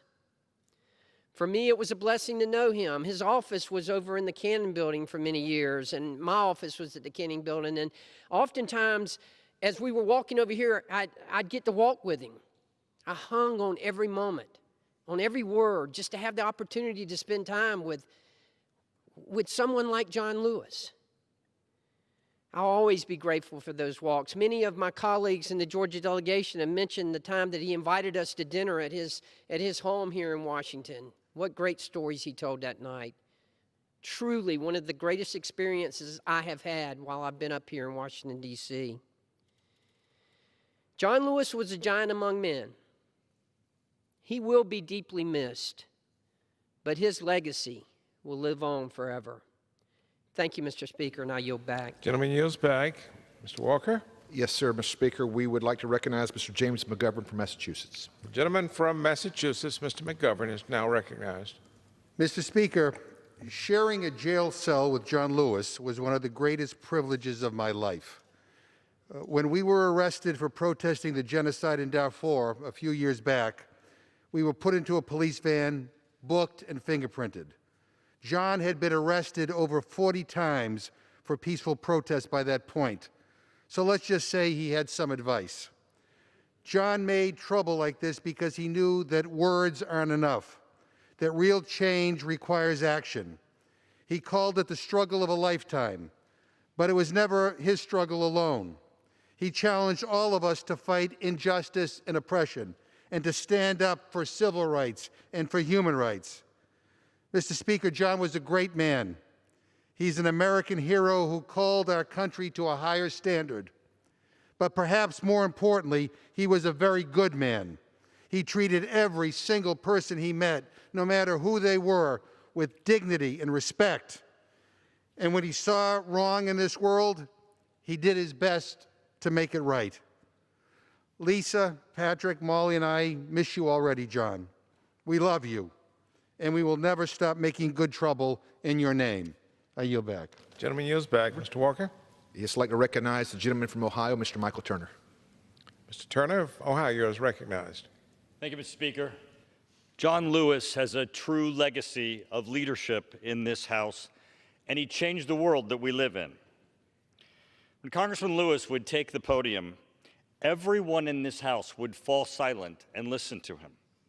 I doubt in his long career in this House that the Speaker ever had to hammer the House into order to listen to John Lewis speak. A man who fought for the Voting Rights Act, John Lewis's legacy demands that Congress act. I call on Congress to pass and send to the President's desk for signature the bipartisan H.R. 1799 renewing the Voting Rights Act. Congressman Lewis was a giant in history, but he was a humble man in this House. He treated every member the same and with dignity. He will be missed. I yield back. Gentleman yields back. Mr. Walker? Thank you, Mr. Speaker. We'd like to recognize the gentleman from California, Mr. Tony Cardenas. Gentleman from California, Mr. Cardenas, is recognized. Thank you very much, Mr. Speaker. Appreciate this honor to honor one of the most beautiful human beings that ever walked this earth. Many of us believe in God. Many of us try to be the best that we can be, but few of us are capable and able to live a life of true love, of tremendous dignity, and respect for every single person who comes our way. I wish I could learn how to turn my cheek the way John Lewis proved he could and did. I mourn his passing, but I celebrate the honor of knowing that he lived, and also knowing that I could go to him on the floor of this House or in the hallways of Congress and go to him and speak with him and learn from him and then say, I love you, brother. And then to have him tell me, and I selfishly relish the opportunity to hear him say, I love you too, brother, as I gave him a hug and he hugged me back. I'm unfortunate that I grew up in a very strict household where my mother and father only said, I love you to the big boys and girls and adults very few times. Once we got off their knee, it just didn't happen very often. But John Lewis reminded me how much I missed that. And in a selfish way, that's one of the reasons why I always rush to him and ask him by saying, I love you, to know that he would say, I love you. And with all his heart, mean it. I'm going to miss him. Some of my members were fortunate to meet him and to know him. And I feel blessed to know that he was my friend as well. May he rest in peace. Mr. Walker. Thank you, Mr. Speaker. I would like to remind, if we can keep this, the remarks about 1 minute, we'll get as many as we can in tonight. With that, I'd like to recognize the lady from Indiana, Representative Susan Brooks. The gentlelady, Ms. Brooks, is recognized. Mr. Speaker, I rise today to honor and remember my friend, the civil rights pioneer, Congressman John Lewis, a true gentle giant among us. He walked the talk, and we watched him walk the talk in these halls of Congress for many years. From his years as a student at Fisk University to his last days as one of the most influential members of Congress, he didn't let bad actors, he didn't let people who were trying to do him harm or even cancer slow him down from his fight for equality till the very end. He led many members of Congress on that march in Selma, civil rights pilgrimage that I and my husband were honored to join him a couple of years ago, where we went to Memphis and Montgomery, Birmingham, Selma. He walked the talk and walked with us and shared with us the memories of that painful journey for him and all of those students and all of the people that he led across that bridge.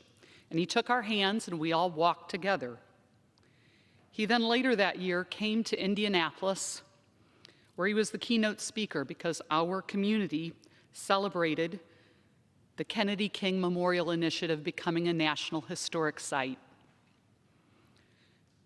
Indianapolis was the site where Senator Robert Kennedy informed our city that Dr. Martin Luther King had been killed 50 years on that night, 50 years ago. It was in Indianapolis in 1968 that I learned that John Lewis learned about Dr. King, his friend, his mentor, his hero. He learned of his death. He had not been to this park in Indianapolis for 50 years. And yet he came there as the keynote speaker, and he brought together our community, Democrats, Republicans, Hispanics, African Americans, white. Everyone stood together to hear his words and to honor him and to pay tribute to his legacy, to the legacy of Dr. King and to the legacy of Senator Robert Kennedy. John was our friend. He walked the talk. He's walking in heaven now. He's showing us all how to walk the talk. And now it's up to us to not let him down. I yield back. Gentlelady yields back. Mr. Walker. Thank you, Mr. Speaker. I'd like to recognize the gentlewoman from Michigan, Ms. Haley Stevens. Congressman John Lewis, the embodiment of human prosperity as measured by love. Not only was he the richest man I have ever known, he was absolutely the most generous. John Lewis gave out love, and boy, did love come back. He was always showering people in love. When I saw him in Kentucky, long before I knew I would ever join this chamber, at the encouragement of a friend from Georgia, he was talking about Comic-Con and his new book with pictures, March, had just come out. We have so much work to do. John Lewis, we will heed your words. We will not despair. We will look up. We will keep moving and marching forward, and we will pass that Voting Rights Act, and we will remain dedicated to your pursuits. Thank you, and I yield back. Gentlelady yields back. Mr. Walker. Mr. Speaker, I'd like to recognize Representative Angie Craig from Minnesota. Congresswoman Craig from Minnesota is now recognized.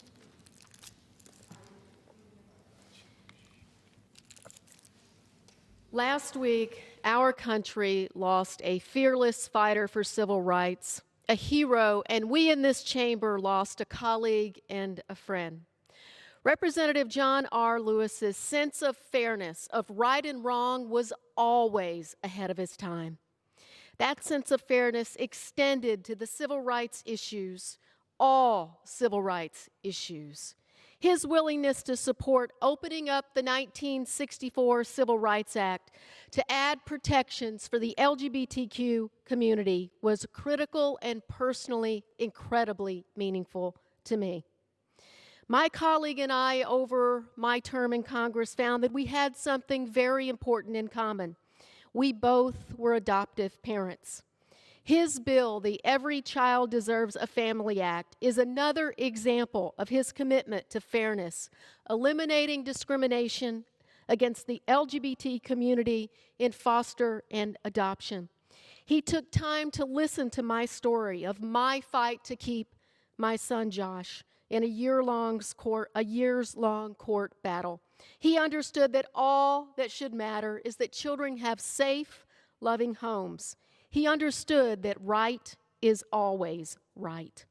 My heart tonight is with his family, and my commitment is to continue his work to restore and protect the Voting Rights Act, to address systemic racism, and to do what is kind and good and just. Rest in power, Mr. Lewis. We promise to work today, next week, next month, next year, just as you did for our lifetimes. With that, I yield back.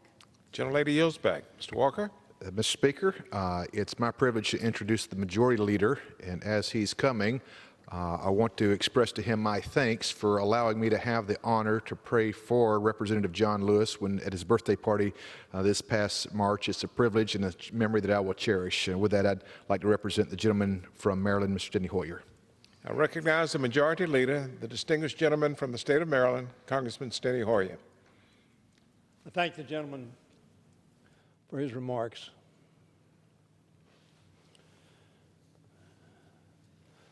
Some in my generation remember the song Abraham, Martin, and John. And then, of course, there was Bobby. All four taken from us far too early in their lives. God blessed each of us, this institution, and this country with giving to John Lewis health for 8 decades. He used that health and strength, mind and body, to serve his God, his faith, his country, and his people.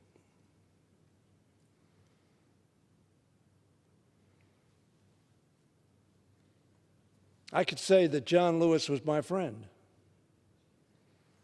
But then again, we could all say that John Lewis was our friend and be right in that claim. Because John Lewis was a person who loved his fellow human beings. So many of you have heard me refer to John Lewis as the most Christ-like person I have ever met.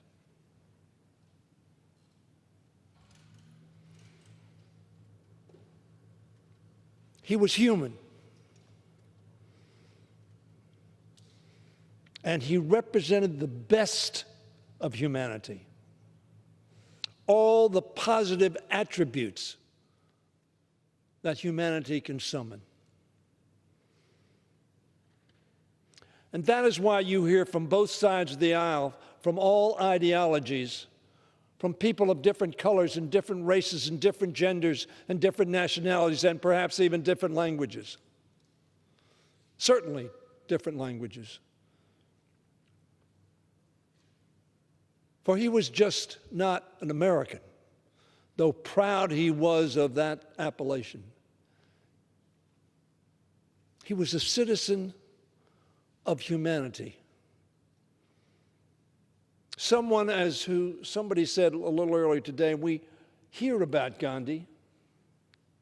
We talk about Christian values, but no one we know has lived and breathed, it was Jim Clyburn that said it, who was those attributes. Not that he believed in them or talked about, he embodied the best attributes. They're in us all.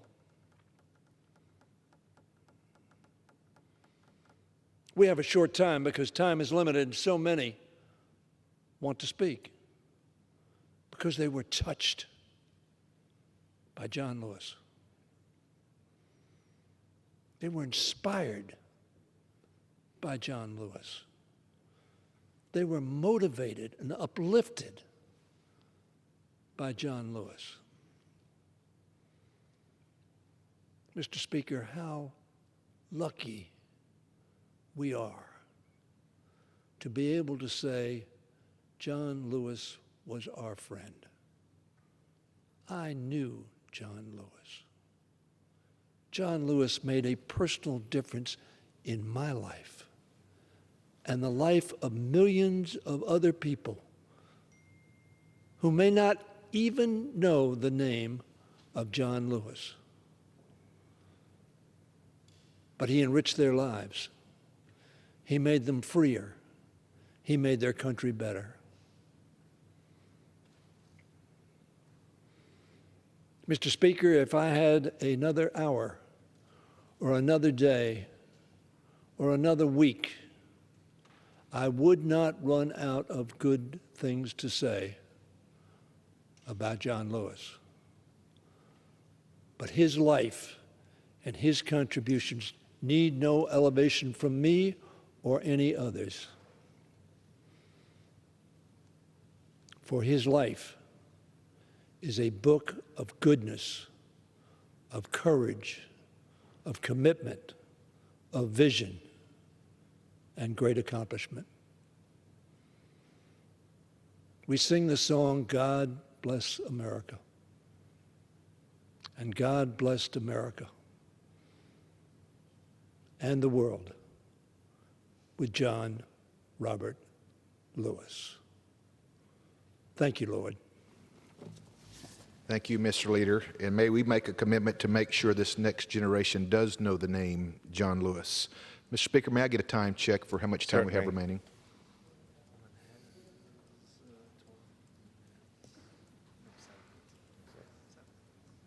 The gentleman has 7 minutes remaining. I'd like to recognize the gentleman from Illinois, Representative Sean Casten.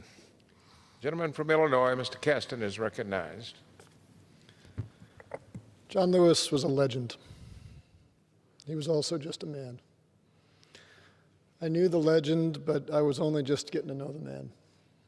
And I guess I just hope we remember both, because somehow the legend feels unattainable. On our best days, none of us are half the man that John Lewis was every day. And the real inspiration, I think, is the man, because it was that proof of his life that showed us the potential, if only we can summon his decency and his courage and his conviction. So the legend was the guy who I could never muster the courage to call anything but Mr. Lewis. And the man was the guy who always said, just call me John. The legend was the orator at this podium or that one or one down there. And the man was the guy who'd sit there and pull me aside and say, how are you doing? But somehow the legend and the man are one and the same, because it was a man who stood on that bridge. And it was a man who made all that good trouble. And it was a man who showed us that the amount of love we can spread into this world isn't constrained by our mortality, but by our ambition. Thank you, Mr. Lewis. And well, I never quite mustered the courage to say this while you were alive. Thank you, John. Yield back. Thank you, Mr. Speaker. I'd like to recognize the gentlewoman from Texas, Ms. Lizzie Fletcher. Gentlelady from Texas, Ms. Fletcher, is recognized. Thank you, Mr. Speaker. John Robert Lewis was one of the most courageous and committed citizens that our country has ever known. With unparalleled courage, with deep faith, and with profound hope, he personified a belief in this country and a belief in his fellow citizens all the days of his life. Through his life, he gave all of us a gift, a chance to see the world as it should be, and a way to make it so. At this pivotal time in our country's history, his faith in America and in Americans must guide us now. We have the opportunity and the responsibility as members of Congress and as citizens to honor him by believing, as he did, in an America as good as its promise, and by working to make it so. We have many miles to go to build the beloved community, but he showed us the way. How lucky we are, and how we miss him so. Thank you, Mr. Speaker. I yield back. Gentlelady yields back. Mr. Walker? Mr. Speaker, as we conclude this special order, I am once reminded by my colleagues this evening of the immense impact of a life that was John Lewis. In our current House, who can we think of that has more of an impact in the civil rights movement than John Lewis? His legacy is not simply of humility and kindness in the pursuit of equality, but one in which we should all aspire to replicate. We have talked many times tonight of his nonviolent approach, but do not hesitate for 1 second to think that John Lewis was not a strong man with a lion's heart. America is the greatest country in the world, but let's be transparent. It took us a few years to really act out that all men were created equal. John Lewis dedicated his life to making sure this country lived up to the ideals of our founding fathers in making this nation a better place for everyone. John was a man of faith. He grew up as a young preacher and later became an ordained Baptist minister, and I can relate to that. It was under this background that he began this fight for equality.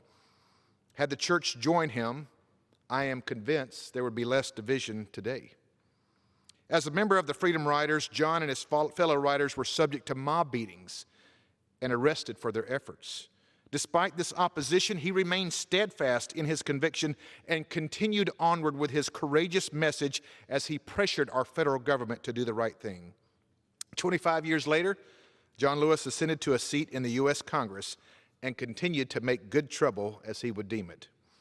During this distinguished time as a member of the United States House of Representatives, John left no stone unturned in his fight for the American people.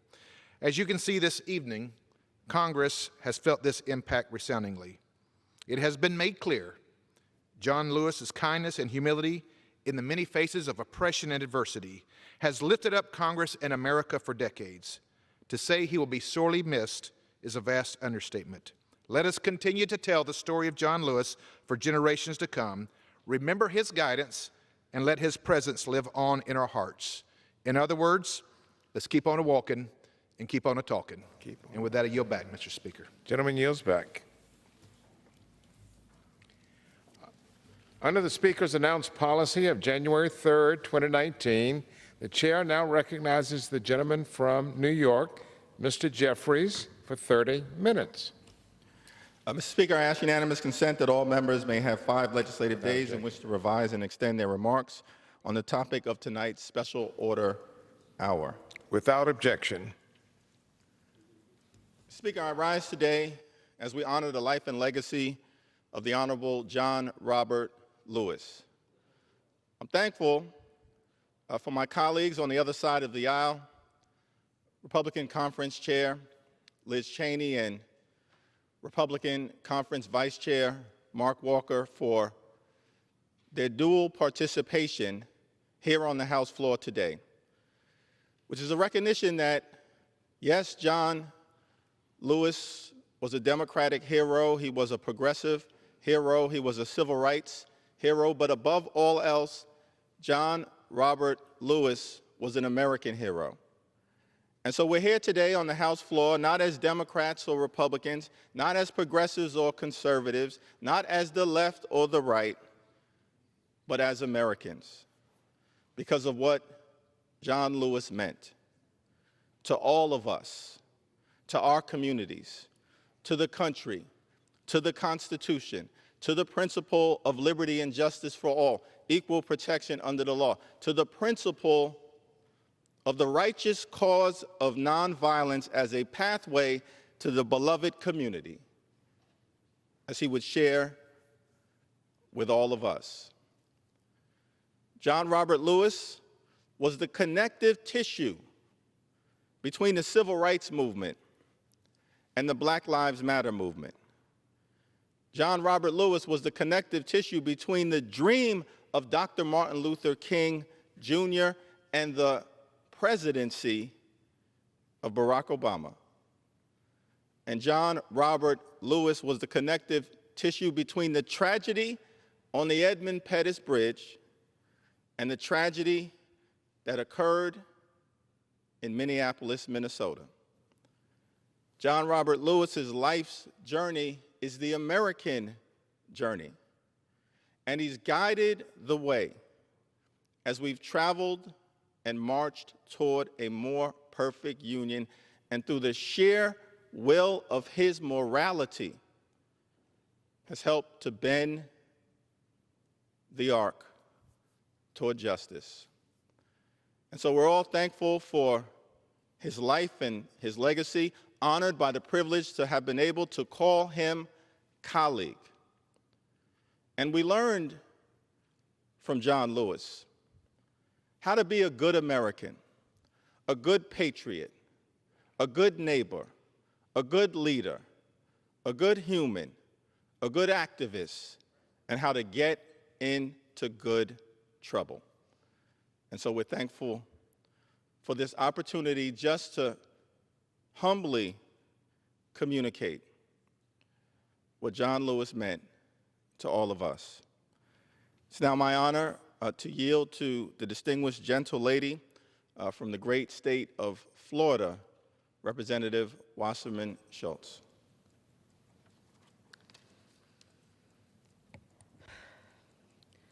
I thank the gentleman for yielding. Madam Speaker, few of us will ever leave the mark on history and every human we encounter the way our dear friend Congressman John Lewis did. His profound generosity and goodness were so beautifully balanced by his courageous, unyielding demands for justice. I saw it as we sat in on this House floor demanding gun safety reforms after the Pulse nightclub shooting. I saw it as young and old met him, sensed his moral bearing, and he patiently made each one the world's most important person in that moment. We saw it plain as day as he bravely crossed the Edmund Pettus Bridge to confront America's racist sins, knowing that batons and beatings blocked the pathway to justice. I saw it when he traveled to my district, and the outpouring of joy and reverence overflowed for this truly good man.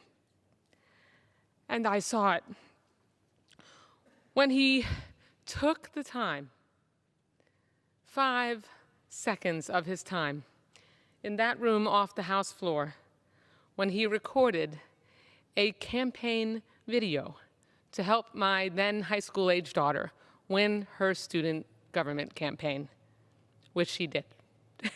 That is a memory that she will treasure and does treasure throughout her life.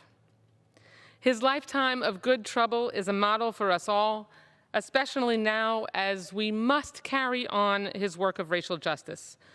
The more perfect union John Lewis lived in and risked his life for is what our founders expressed, but did not necessarily exemplify, and one that future leaders must aspire to. And his courage and generosity are strengths we must all draw upon now. Rest in power, my friend. I yield back. My honor to yield to the distinguished Chair of the Veterans Affairs Committee, the gentleman from California, Mark Takano. I thank the gentleman for yielding. Madam Speaker, I rise today with a heavy heart to honor the passing of a dear friend, a colleague, a personal hero of mine, Congressman John Lewis. Mr. Lewis often spoke of building a beloved community, one that required us to get into good trouble to achieve. His vision for America and our world was one of justice, equality, and compassion for one another. During dark times, his strength and his optimism lit the way to a path forward that brought us closer to justice. During doubtful times, his words and his wisdom inspired confidence that progress was still in reach. And during this difficult time for our country, as we mourn his death, may the life and the legacy he left behind inspire us to keep building that beloved community. John Lewis, you taught me that optimism is a moral duty. And now that you are gone, sir, I will no longer have you around to remind me to keep the faith. I will have to do that all by myself. Thank you, and I yield back, Madam Speaker. I now yield to the distinguished gentlelady from the great state of Illinois, Sherry Bustos. Thank you, Mr. Jeffries, and thank you, Madam Speaker. I rise today to mourn and also to celebrate a historic life. A man I was honored to know, privileged to serve with, and to call my friend. Congressman John Lewis has been called home to God. I met Mr. Lewis right after I was elected to Congress, but over the years I had the pleasure of getting to know him. A civil rights icon, a true American hero. Too rarely are the most powerful, also the most humble, the most caring, and the most kind. But Mr. Lewis had that rare combination and more.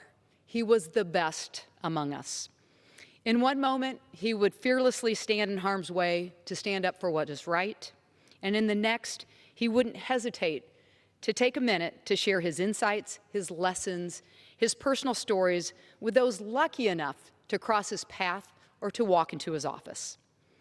In 2015, so many of our colleagues and I joined him for the 50th anniversary walk across the Edmund Pettus Bridge in Selma, Alabama, to honor the moment that young John Lewis forever changed our nation. As we all gathered to follow in his historic footsteps, the magic and the power of John Lewis's actions on that fateful day in 1965 could be felt by all of us. Our country is better, our Congress is better, and I am better for having known him. I will miss you, Mr. Lewis, but I will forever celebrate and honor the impact you made on our nation and on me. I yield back. I now yield to the distinguished gentleman from the great state of New York, Tom Reed. Madam Speaker, I rise today to join with my colleagues on the other side of the aisle to express my condolences and express the spirit that John Lewis represented to all of us. John Lewis was a humble man.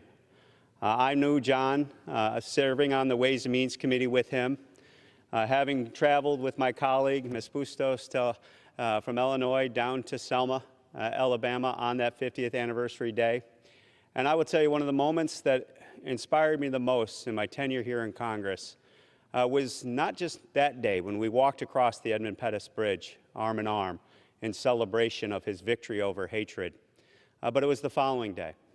When we sat at the doors of the Montgomery, Alabama state capitol, and I saw the daughter of Governor Wallace express to John an apology for the sins of yesterday. And John, in typical John Lewis fashion, stood up and embraced her when she said, "I'm sorry." John Lewis epitomizes the best of the human race. John Lewis was an inspiration to all of us. My predecessor and my mentor, Amo Houghton, who served in my seat for 18 years, expressed to me early on in my tenure, get to know John Lewis. Get to know and listen to his story. And I will tell you that is some of the best advice that I received from his friend, Amo Houghton. And so I come here tonight to express my grief, but most importantly, my hope that the spirit of John Lewis does not die with us tonight.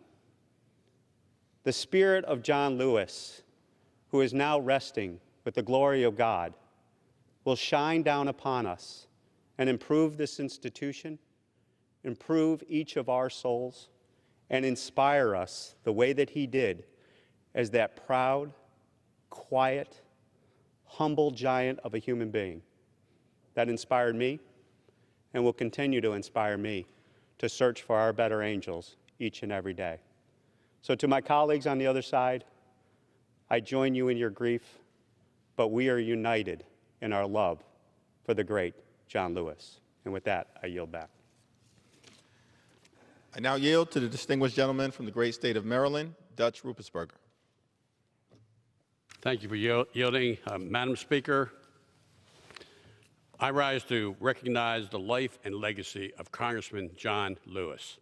I first met John at a church event in Maryland 20 years ago in Anne Arundel County when I was a candidate running for Congress. And John was there to support me, but also there to speak to a Junior Day event. And at that time, I first saw John speak and talk about his relationship with Dr. Martin Luther King.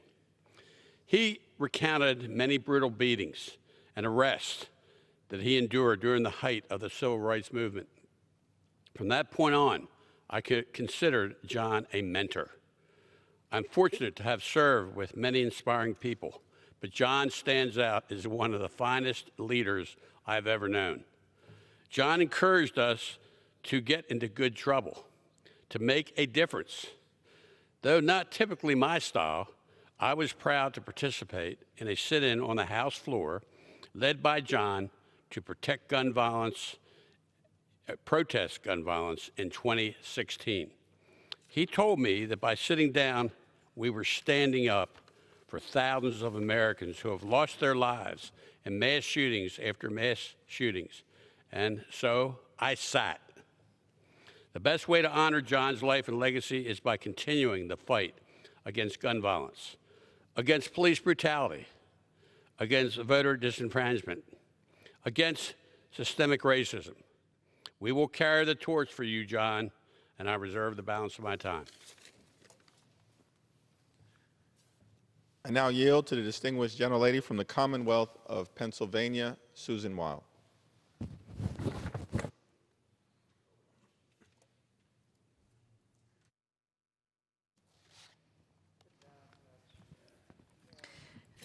Thank you to the chairman for yielding. Shortly after I came to Congress, I learned through the grapevine that a couple of my staff members wanted nothing more than to meet the great John Lewis in person. So with some trepidation and very cognizant of the demands on his time, I approached him as a freshman member on the House floor to inquire whether I could make an appointment with his staff. And in his usual warm and gregarious manner, Mr. Lewis said, "Of course, of course."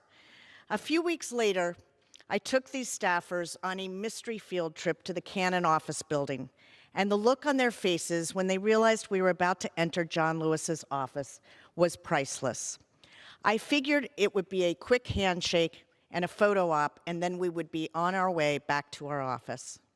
But no, Mr. Lewis greeted my 6'4" legislative counsel, Zach, and my speechwriter, Jan, with, "Hello, young brothers," and took them into his office, where he proceeded to give them a narrated history of the civil rights movement with the aid of large photographs that were stacked all over his office.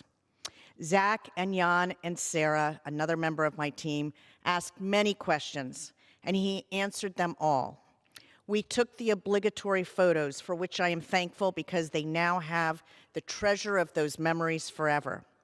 A full hour and a half elapsed, and our meeting with him ended only because my team needed to get back to work, so we had to break away. I am convinced he would have gladly spent the rest of the afternoon speaking with them. That is just one example of the generosity of spirit of the great John Lewis. Rest in peace, Mr. Lewis. I hope you are starting a whole lot of good trouble wherever you are.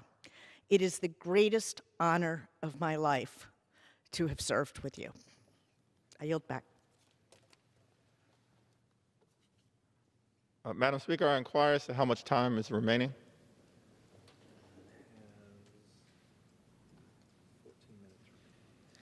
The gentleman has 14 minutes remaining. I now yield to the distinguished gentleman, my good friend from the great state of Rhode Island, David Cicilline. Thank the gentleman for yielding. John Robert Lewis, an American hero, a civil rights icon, a movement leader, a peacemaker, a teacher, a drum major for justice, a mentor, a colleague, and a friend. I want to begin by thanking John's family for sharing him with us and with our country. As I listened to my colleagues tonight speak about John, I realized that he made each one of us feel like a very special person to him. And I also realized that words can't really capture John Lewis and what he meant to us, to our country, and to the world.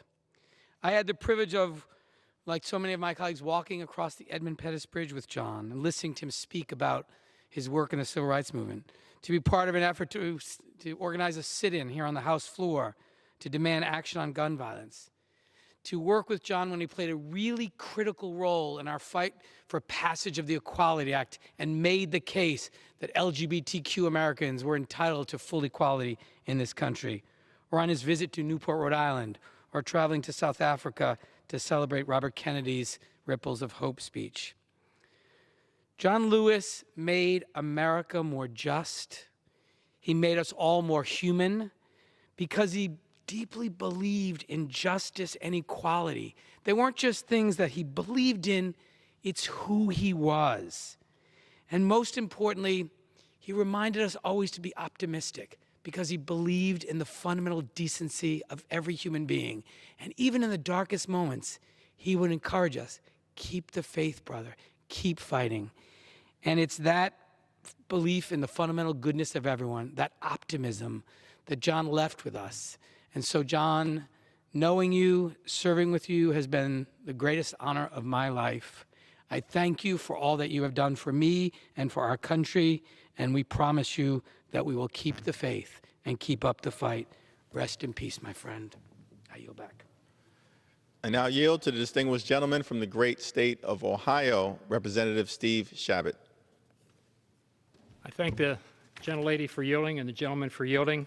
Madam Speaker, the word hero is used a little too often these days, but make no mistake, John Lewis personified the word. He was, without question, a true American hero. The fearlessness he demonstrated throughout the civil rights movement, but especially on the Edmund Pettus Bridge in Selma on March 7, 1965, demonstrated to people across the globe how to stand up for equality, justice, and basic civil and human rights in the face of overwhelming odds. Quite simply, his heroic actions transformed our nation and our world. Early on in my time in Congress, I had the pleasure of meeting Congressman Lewis for the first time. When he found out I was from Cincinnati, he immediately asked me a question that I'd hear from him many times in the coming years. How was his friend and fellow civil rights leader, Reverend Fred Shuttlesworth, doing? The two men had worked together throughout the 1960s, along with Dr. Martin Luther King, organizing marches, sit-ins, and freedom rides. Like John Lewis, Reverend Shuttlesworth remained committed to civil rights throughout his life and worked diligently to improve conditions in Cincinnati. Not surprisingly, when I would see Reverend Shuttlesworth back home, he'd ask how John Lewis was doing up here. As a result, I was kind of a messenger between these two larger-than-life civil rights icons, and they'll always be inextricably linked in my memory. Madam Speaker, the world needs more heroes like John Lewis and the Reverend Fred Shuttlesworth. Now more than ever, their dedication to overcoming inequality and changing hearts and minds through nonviolent protest points the way forward as we continue to strive to come together and achieve a more perfect union. And I yield back. I now yield to the distinguished gentlelady from the Commonwealth of Virginia, Representative Abigail Spanberger. Thank you, Mr. Chairman. Thank you, Madam Speaker. I rise tonight to remember Congressman John Lewis. And for me, the best way to honor the memory of this beautiful man, this kind soul, our colleague, our friend, and for so many of us, our teacher, is to share his best lessons. And in his 2017 book, Congressman John Robert Lewis said the following: "Freedom is not a state, it is an act. It is not some enchanted garden perched high on a distant plateau where we can finally sit down and rest. Freedom is a continuous action we must all take, and each generation must do its part to create an even more fair, more just society." These are words to drive our work and our lives. And he spoke them to the world. But to us, on June 4th, on a call with so many of our colleagues, he told us, "Be brave, don't get weary, let's continue to work."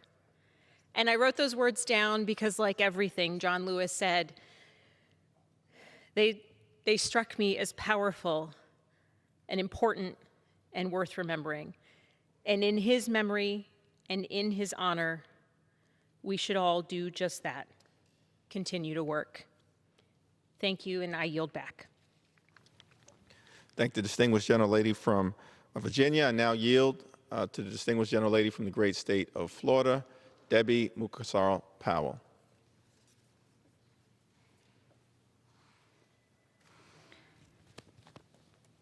Madam Speaker, it is difficult to express the immense loss and pain that not just myself, but that this body feels at the passing of our good friend, John Lewis.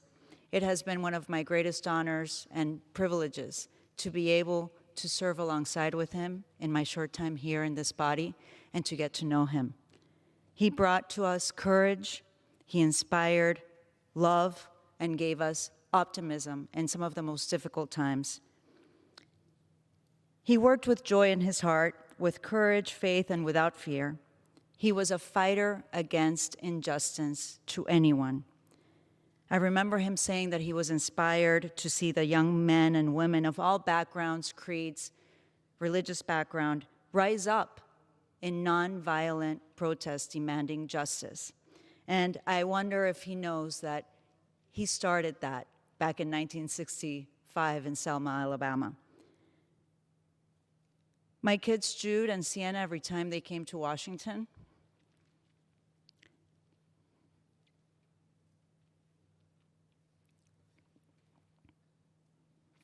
they always sought out John Lewis because they looked up to him, just like all of us did. And it's silly that I'm crying, Madam Speaker. I just met him a year ago. I think it's because during some of the most difficult moments in our country, we can't afford to lose someone like him. But I'm so inspired today to hear my colleagues stand together in unity. And I know, and I'm filled with optimism, that we will be able to exemplify his work, continue his work, and carry his dream of a better America forward. I yield back. I now yield to the distinguished gentleman from the great state of Washington, Representative Derek Kilmer. Thank you. I thank my good friend for yielding. Madam Speaker, when you meet your hero and they turn out even more amazing than you expected, it's really cool. That was my experience getting to work with John Lewis. In fact, Sometimes when he spoke in caucus, I'd find myself texting a colleague saying, "You work with John Lewis." The last time many of us heard his voice was early this summer on a caucus conference call. And he spoke up and he said that he was sad because he was reminded that we weren't as far on the path to justice as any of us want our country to be. But then he said he was hopeful because people, and particularly young people, were speaking up and standing up and working for change.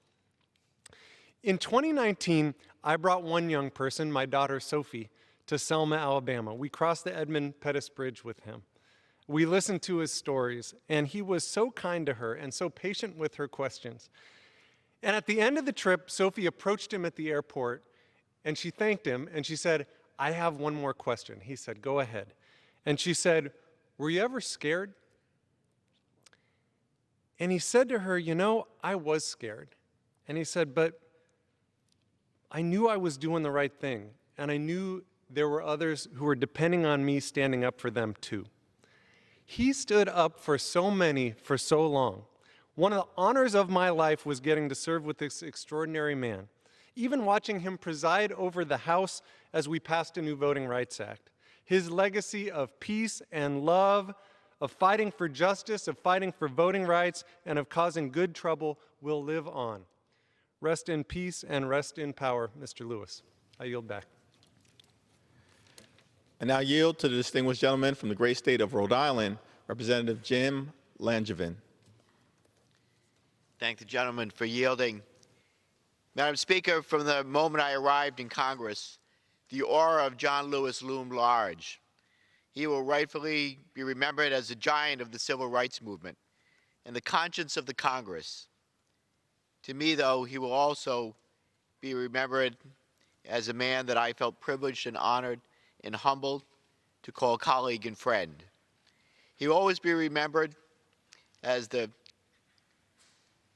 kind, humble, approachable gentleman from Georgia, a tireless fighter who rallied our caucus at pivotal moments to make positive change, to stand for what is right, to give a voice to the powerless, to protect the rights of the disenfranchised. Of course, he was well known for making noise and getting into good trouble, necessary trouble. And it was one of the great privileges of my life to join John Lewis in making some good and necessary trouble when he organized a peaceful sit-in on the House floor to demand action on gun violence. John Lewis made a difference in the lives of millions, and his presence was always felt in Congress, but his absence will be felt even more. Rest in peace, my friend. Madam Speaker, how much time do we have remaining?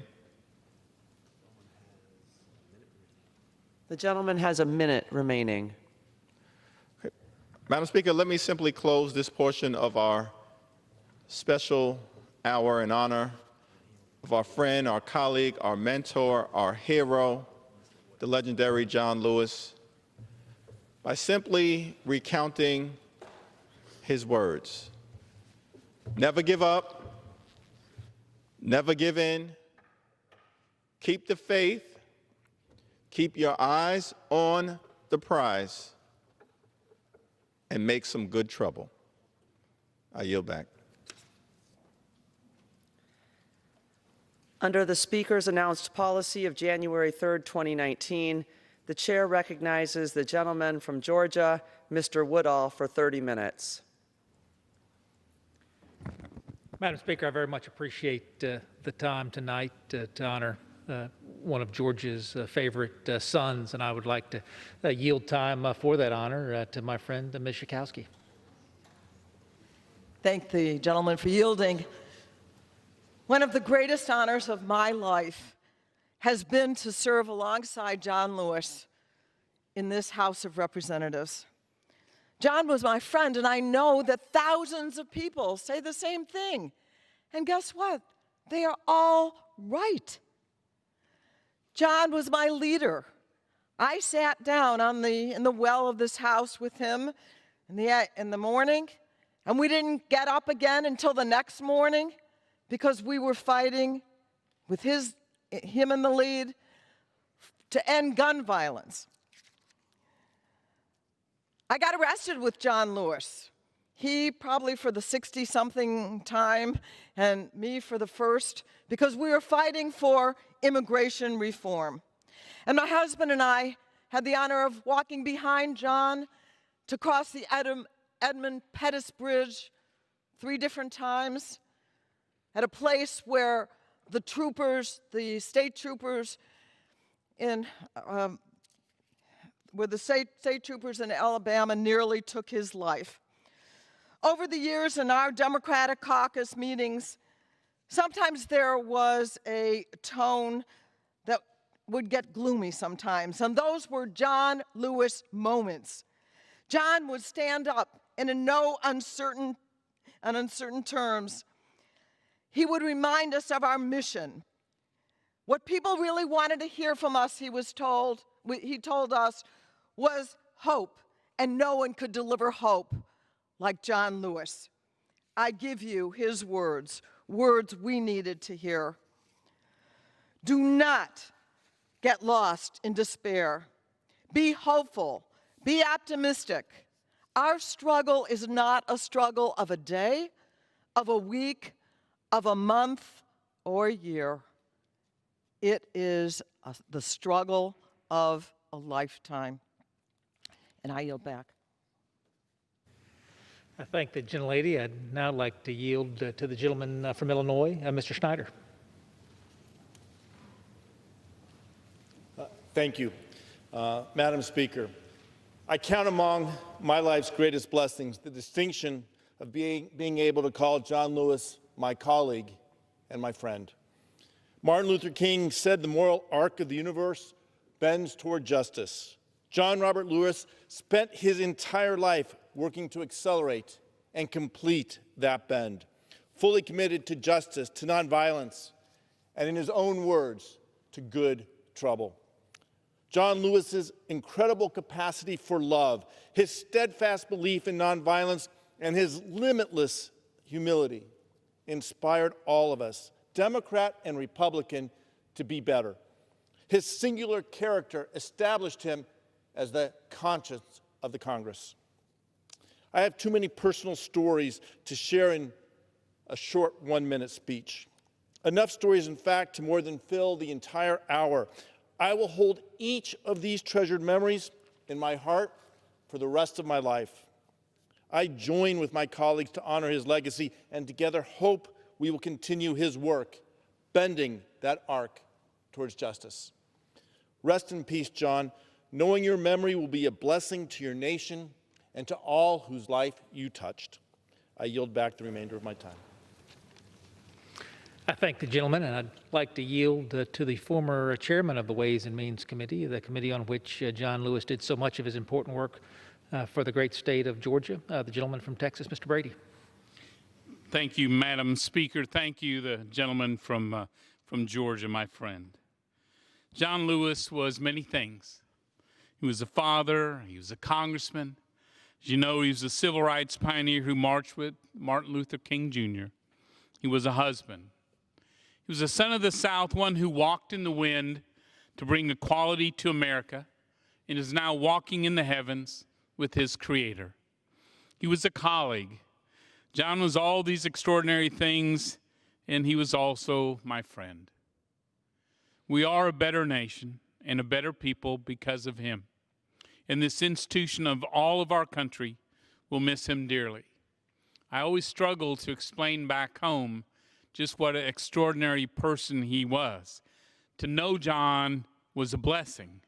To get to work with him on so many important issues on the Ways and Means Committee, including the first reforms to the IRS in over 2 decades, making important improvements to Medicare for our seniors and those who need our help the most. That was an honor of a lifetime. I served with him on the Ways and Means Committee for many years. He was a warm, needed, inspirational presence in that storied committee room. When I look down the dais, I will be sad to miss my friend. but I'll always be proud to have had the privilege of working with such a remarkable spirit. Each day he walked in these halls, we all witnessed firsthand his remarkable integrity, his intelligence toward the complex policy issues we debate, and his willingness to work across the aisle if it means Americans will have greater dignity, opportunity, and equal rights. God loved this remarkable servant, and I know John is walking hand in hand with God and his beloved Lillian today. I miss you, John. Kathy and I will continue to pray for you and all those who call you family. May you rest in peace and rise in glory. God bless you. I thank the gentleman. It's now my privilege to yield to the gentleman from Michigan, Mr. Levin. Thank you so much. Madam Speaker, I rise today in honor of our friend and colleague, Congressman John Lewis. With every march, every sit-in, every time we reject unjust rules and institutions designed to oppress any group, we honor the legacy of John Robert Lewis. A record number of Americans have stood up, spoken up, and laced up their marching shoes in recent weeks. Millions of them are too young to know about the man in whose footsteps they are following as they make what he so rightly called good trouble. May we all model his grace, courage, kindness, and commitment to nonviolence as a way of life, and continue the good trouble he started even when, especially when, it is unpopular. I feel so much gratitude to have learned from this giant of history, this singular American genius, and have served, however briefly, alongside him. His loss is devastating. His memory, everlasting. Rest in power, my beloved brother. I yield back. I thank the gentleman. Madam Speaker, at this time, it's my privilege to yield to the gentleman from Tennessee, Mr. Cooper. Madam Speaker, no one loved Nashville, Tennessee more than our friend and colleague, John Robert Lewis. As a young man, he arrived in Nashville on a bus with a ticket purchased by the Reverend Dr. Martin Luther King, Jr. Dr. King wanted young John to attend American Baptist College. For anyone wondering how to honor John Lewis and his legacy, think of his alma mater, American Baptist, and remember also the historically black college and university that he later attended, Fisk University. If you want more John Lewises in the world, think of his beloved training grounds, American Baptist and Fisk. I yield back the balance of my time. I thank the gentleman. Madam Speaker, at this time, it's my privilege to yield to the gentle lady from Oregon, Ms. Bonamici. Madam Speaker, I rise today with a heavy heart to honor the life of Representative John Lewis, whose passing is a tremendous loss for Congress and for the entire country. I will always remember walking across the Edmund Pettus Bridge with him on the 50th anniversary of Bloody Sunday. I took my son with me on that trip, and when John passed last weekend, my son said this: "He's the most memorable person I've ever met. I'll never forget what it feels like to be in the same room as him." We will never forget what it felt like to serve in the same chamber as him. And as the nation reckons with centuries of systemic racism, we owe a great debt to John Lewis and the good trouble he made in the civil rights movement, past and present. If we only had half his courage, we as a Congress and we as a country would be better if we all exemplify his kindness, his passion, and his stoic ability to remain calm in any kind of storm. I can hear his voice urging us, never give up, never give in, and always keep the faith. Rest in peace, rest in power, John Lewis. I yield back. Madam Speaker, at this time, I'd like to yield to the gentlelady from California, Ms. Berrigan.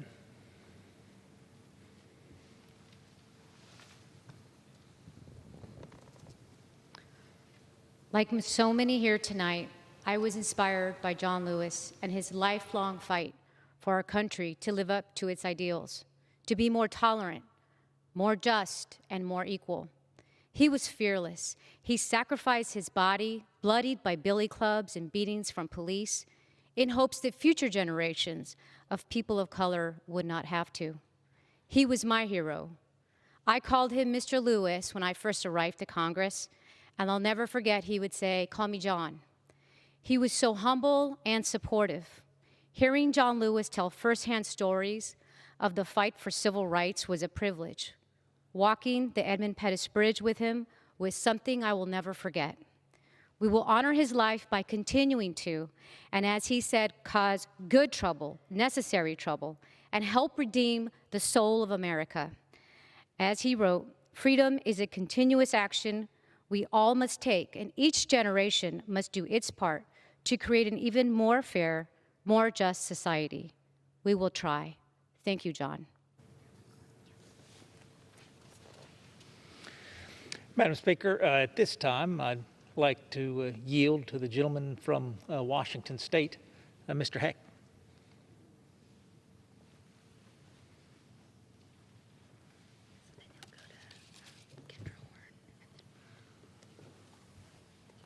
Early in my service, I got out of the car in the parking garage to walk into Cannon. Mr. Lewis walked up behind me, and I turned and he said, "Good morning, my brother."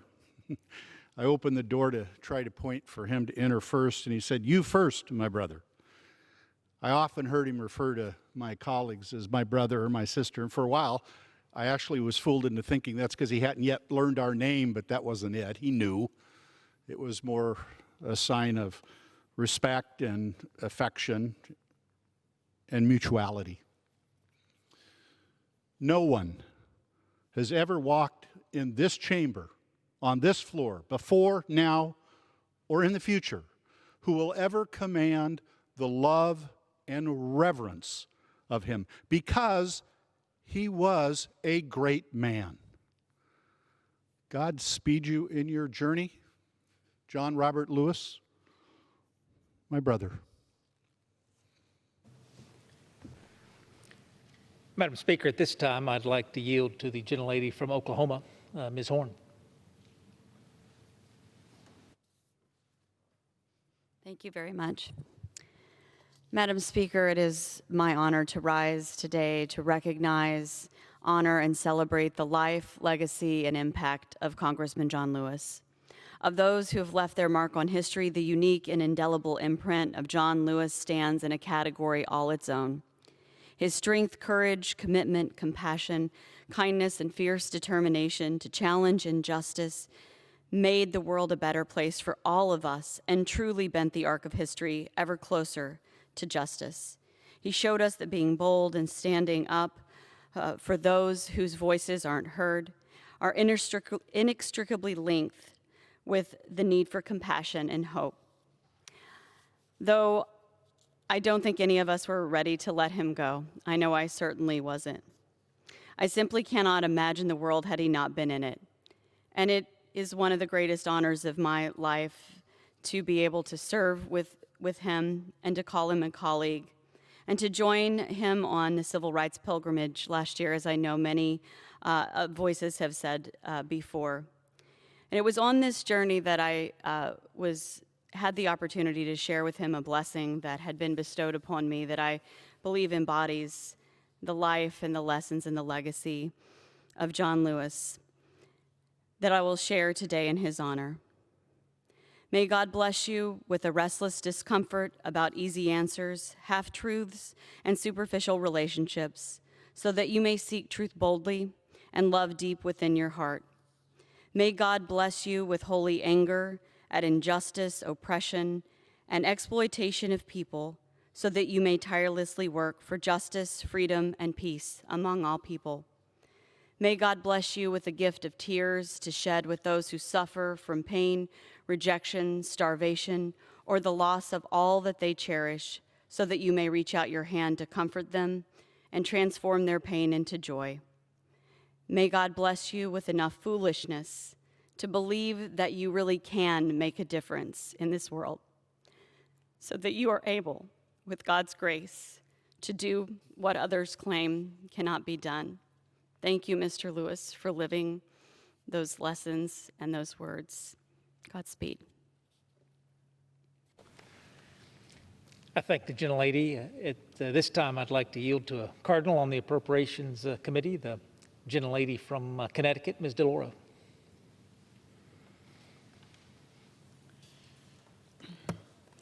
In October 1995, the black clergy in my community asked if I could get Congressman John Lewis of Georgia to come to New Haven for our local elections. I was honored to welcome John to my hometown. Here is what I said about him that evening. John Lewis is a true hero of the cause of progress. It is often said that John Lewis is, and I quote, one of the most courageous persons the civil rights movement ever produced. The most astonishing thing about that sweeping statement is that it probably doesn't go far enough to describe the heroics of the man you see before you. John Lewis has dedicated his life to protecting human rights, securing personal dignity, and building what he likes to call the beloved community. His display of ethics and morality has won him rare admiration from both his House colleagues and from leaders around the world over. He thanked me for the introduction, and he said to the congregation, "I love my sister Rosa DeLauro." And I loved that our offices when I first came to the Congress were next to each other. I served with Congressman John Lewis for 30 years, and I consider myself blessed. My grandchildren, Teo, Rigby, Sadie, Jasper, met John Lewis. He signed for them his book, March. John Lewis's March tells the story of a poor sharecropper's son who transformed America and so much more. There are few in the world who change it. John Lewis changed it. The black clergy in my community, my grandchildren, my family, you can be sure we will carry on your work, John Lewis. Count on it. I yield back. I thank the gentlelady. Madam Speaker, at this time, I'd like to yield to the gentleman from Massachusetts, Mr. Moulton.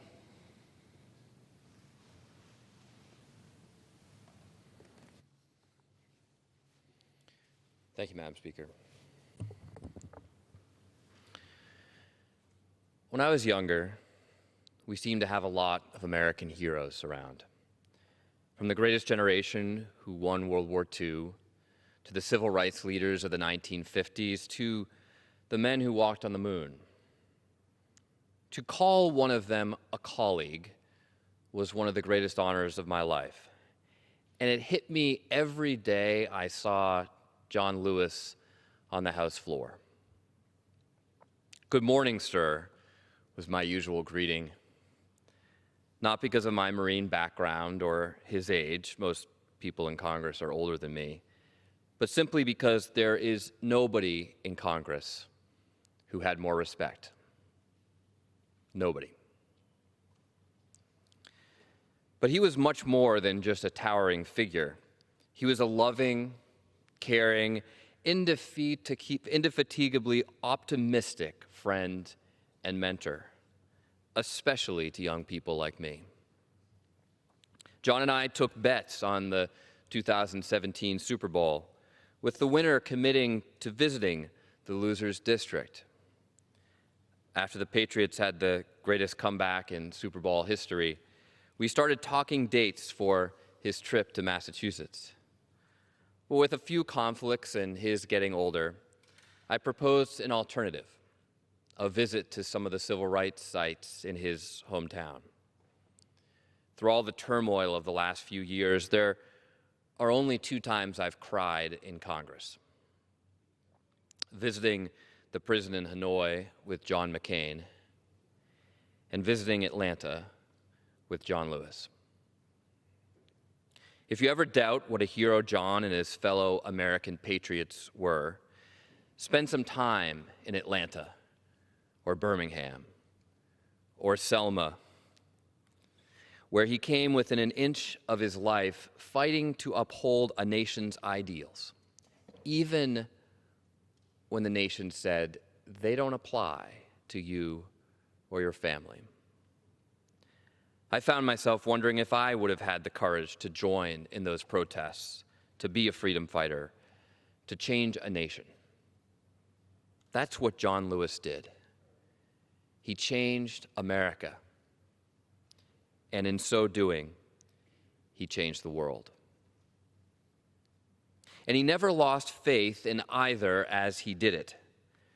During the impeachment trial, I asked him if he'd ever seen it this bad. And while he told me never, not even during the civil rights movement, because he said there was more hope, more movement, he nonetheless maintained his characteristic optimism and looked at me confidently, like a teacher, like a preacher to his Sunday school student, and said, "But don't worry. We'll get through it. Keep the faith, brother. Keep the faith." We miss you, John. I yield back. Madam Speaker, could I ask how much time remains?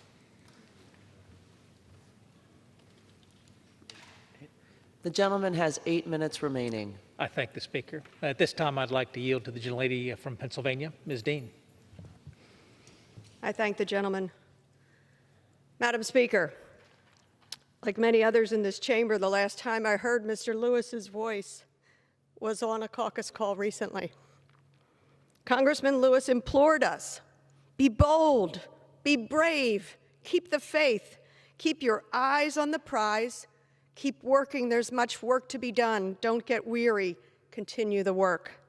John Lewis was a hero to all of us for causing good trouble and for standing on the right side of history, for standing for our common humanity.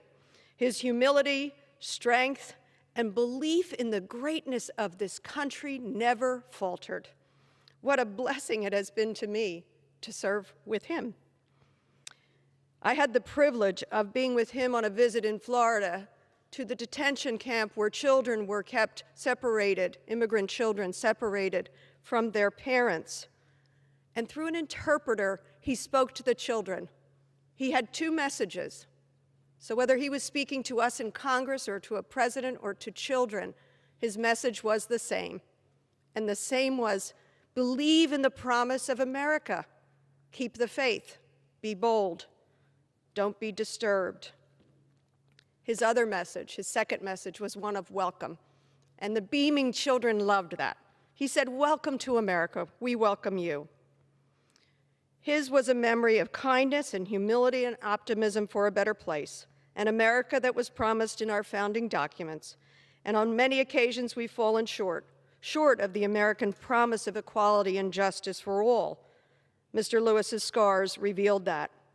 His memory will be a beacon for justice and equality, and for the unfinished business of the people to be a country of mercy, of decency, and of love. Thank you, Mr. Lewis. Lucky us to have passed this way with you.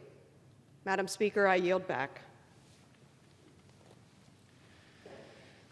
Madam Speaker, I didn't have the 52-year relationship with Mr. Lewis that Sanford Bishop talked about earlier. I wasn't even born when that relationship started. This very powerful and imposing face beside me, I have very little association with. If Michael Collins goes back and looks in the files, I believe he'll find that they turned down a young man named Rob Woodall for a job back in 1994. It wasn't that I didn't try to get a good mentorship from John Lewis. I just didn't meet the John Lewis bar at that time.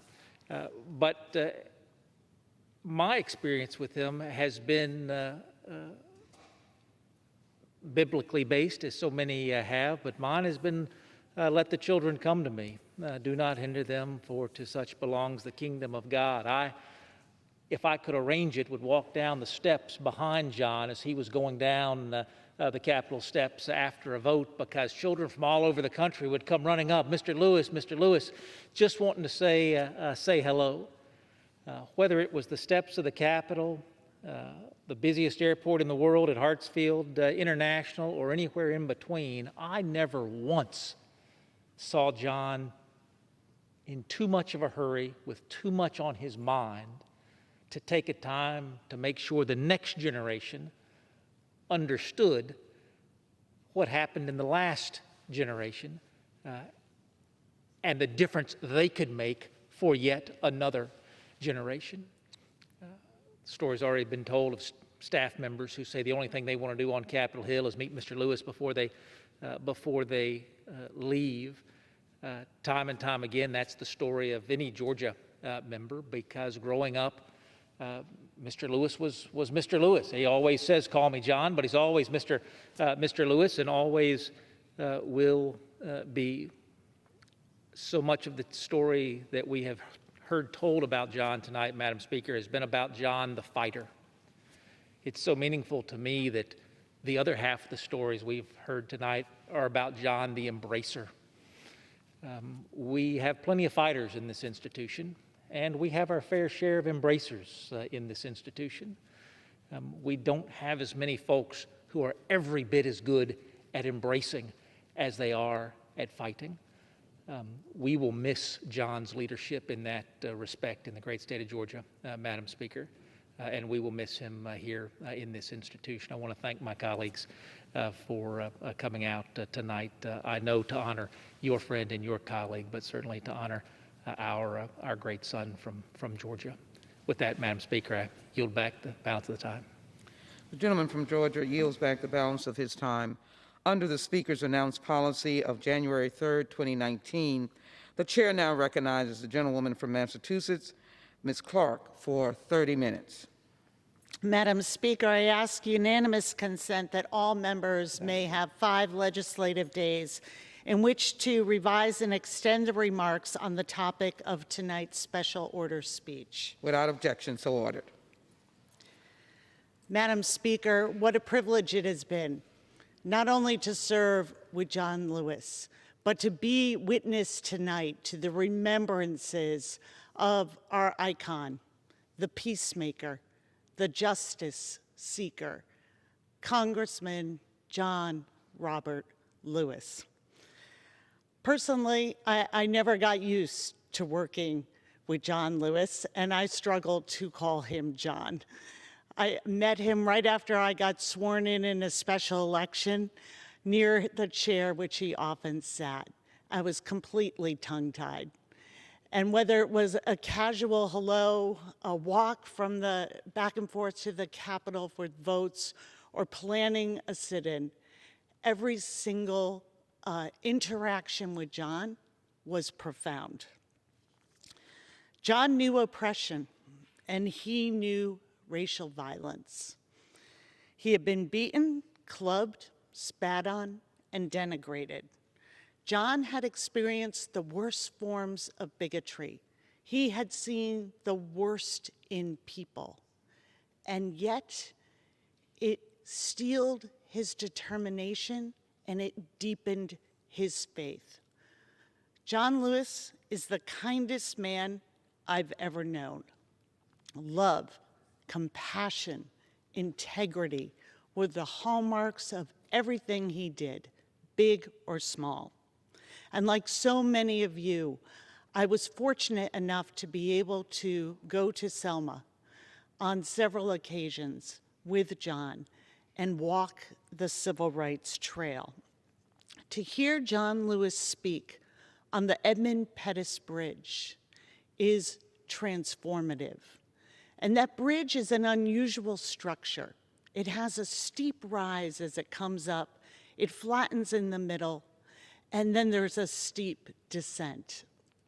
And I could imagine John Lewis, as I saw him speak from that bridge, being a young man leading with Jose Williams a column of 600 marchers, and getting to the middle of that bridge, and for the first time being able to see what awaited them, the sea of state troopers, of angry crowds.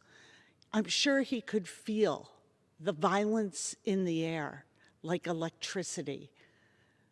But John did not turn back. He did not falter in the face of hatred and of violence. He was fortified by the moral clarity of why he was marching to ensure that every American had that right to vote. And we know what happened. We know they were beaten, trampled, and gassed. But they reconvened and marched to Montgomery and made the Civil Rights Act the law of the land. And today we find ourselves again in this country in the middle of the bridge. And we can see the danger ahead.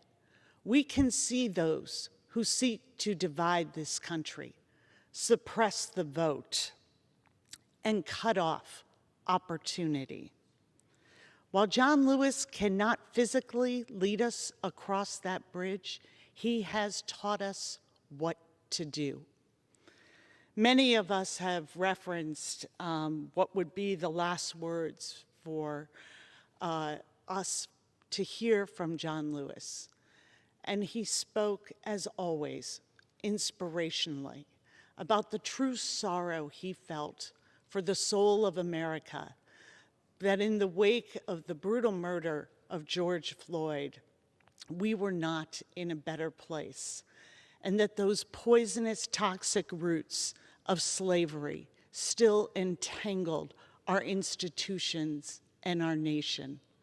But he also said to us that he had never been more optimistic, watching the peaceful protesters across this country assemble. And he told us, as he always did, to be bold, to not be weary. And he told us that the winds of change are blowing. So we must honor him by continuing our work, by unfurling those sails to catch that wind, and to live for justice, to see as he saw the divinity in not only John Lewis, but in all of us, and know that collectively we can continue the march that he started for us, and we can bring this country to live up to the ideals of justice and equality for all. I now yield to this distinguished member from California, Representative Ruiz. For how much time? When I stood in John Lewis's presence, I stood in awe, in reverence, and with great respect. John Lewis was an extraordinary man of faith, perseverance, virtue, and kindness. He endured ridicule and beatings during his nonviolent fight alongside Dr. King. He spent a lifetime fighting against injustices, poverty, white supremacy, and racism, and for equality and human dignity. He was a social justice and civil rights warrior who inspired me, all of us in this chamber and this nation. And he was a man of God on a relentless mission of peace to create the kingdom and bring to earth life as it is in heaven. As great of a man he was always humble and gentle. He was always faithful in his fight for freedom from oppression. John was also a friend. He always asked how my daughters Sky and Sage were doing on the house floor and in the hallways, and even visited them during their birthday parties in my DC office. He will undoubtedly be greeted in heaven by our Creator with the words, "Job well done, my humble servant," an honor well deserved and greater than life itself. May John Lewis rest in God's almighty power.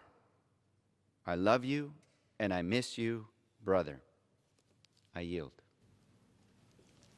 I now yield to the distinguished member from New York, Representative Espaillat. Madam Speaker, I represent the 13th Congressional District in New York. It has many wonderful neighborhoods. In it, the iconic neighborhood of Harlem, which is giving birth to many luminaries, including the great and late Adam Powell, and of course the Lion of Lenox Avenue, Charles B. Rangel. But when I came here, Madam Speaker, there sat John Lewis in his dignified serenity, and he brought to this chamber, and he bare the wounds and the scars of a struggle over 400 years old, and they could not be ignored.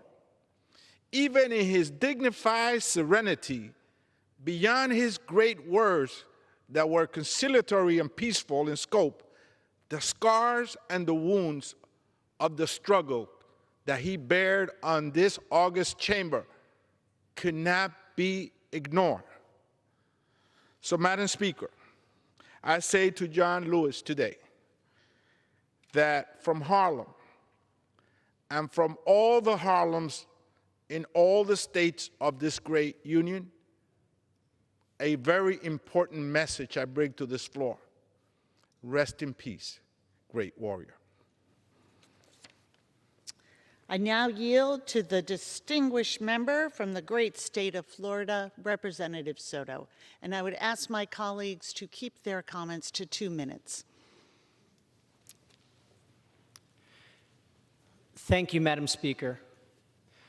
Mr. John Lewis has often been called the conscience of the Congress. He also led our Democratic caucus during some of our toughest moments. In 2017, there was a strong effort to repeal the Affordable Care Act. We were in the minority. We were demoralized. Things seemed hopeless. It was in this darkest hour that the legendary John Lewis thundered, channeling Dr. Martin Luther King Jr. He said, "We may have all come on different ships, but we're all in the same boat now. We have to stick together. We have to stand up. We have to do what's right. Millions of Americans are counting on us." And as he thundered those words, chills ran down my spine, and a moral righteousness took over me as he brought our entire caucus to our feet. And we fought the good fight, though we lost the vote in the House. But we still inspired the American people. The effort to repeal Obamacare ultimately failed in the Senate. And Mr. John Lewis lit the spark with his words, his spirit, and his courage. Rest in power, Mr. Lewis, and I yield back. I now yield to the distinguished member from New York, my good friend, Representative Tonko. Thank you, Madam Speaker, and I thank the gentlelady for yielding. It's with the heaviest of heart that I stand in tribute to Congressman John Robert Lewis this evening. Brother John, your imprint on my heart and soul is forever. The loss of John Lewis has left us with a deep, unanswerable sadness and a resolve that will echo in this chamber and within all of our hearts forever. Time and again, John gave us the gift of his courage and lit our path with a humble but fierce moral light.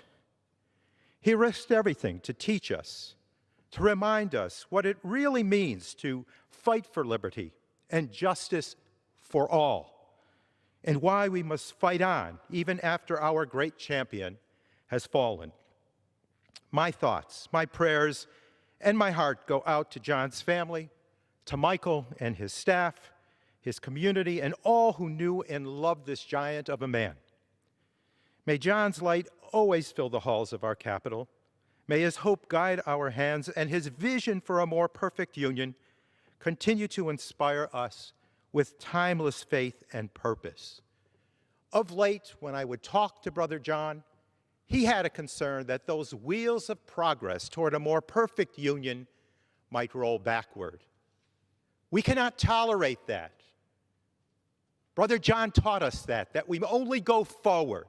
So if we truly love this man, if we truly want to honor his spirit, let us make certain that those wheels of progress toward a more perfect union, in fact, go forward and upward. God bless you, my friend. You walk so humbly with your God. Rest in peace, rest in power, my dear and so noble of a friend.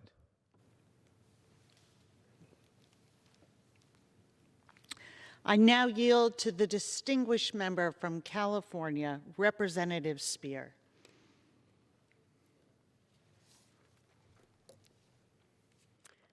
Thank you, Madam Chair, Madam Speaker, and members. I rise to celebrate the life of a man I loved, our colleague, John Robert Lewis. To John Miles, his son, to Michael Collins, his remarkable and devoted Chief of Staff, to his entire staff, we grieve with you.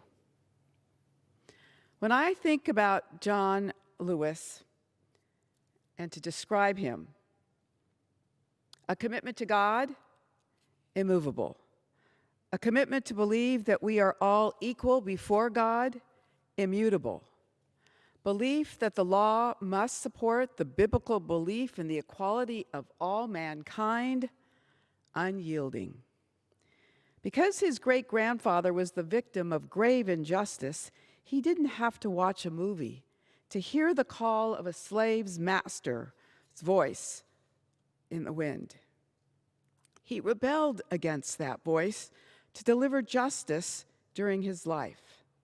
In the 60s, he was deemed a radical with passionate belief in peaceful civil disobedience, so much so that he was arrested 40 times and beaten multiple times. John knew that the televised images of police beatings and cracked skulls animated the just souls of 1965 to build a chariot of liberty in the Civil Rights Act of that era. John wept with the sight of George Floyd being murdered, but also saw that another moment to create a more just and perfect union was upon us. In the coming days, when the streets are filled with those who mourn John, we will see people in fine suits and people in rags. We will see laborers and professionals. We will see faces pained by disease or poverty. But all of them will rejoice that John Lewis lived. There will never be another John Lewis. In fact, I believe no member of Congress is greater than the John Lewis that has walked the threshold of this chamber. God rest, good man. You changed our country. You were a purveyor of good trouble. You taught us what was non-negotiable. You changed this country forevermore. And I will end with his quote. And he said, I say to people today, you must be prepared if you believe in something. If you believe in something, you have to go for it. As individuals, we may not live to see the end. Well, my dear friend, you may not see the end, but before this year is over, the John Lewis Voting Rights Act of 2020 will be delivered. And I hope someday a statue of you will be in Statuary Hall so we can all pass by it and touch your shoes and have your spirit fill our hearts. God rest your soul. Rest in power. I now yield to the distinguished member from California, Representative Sherman.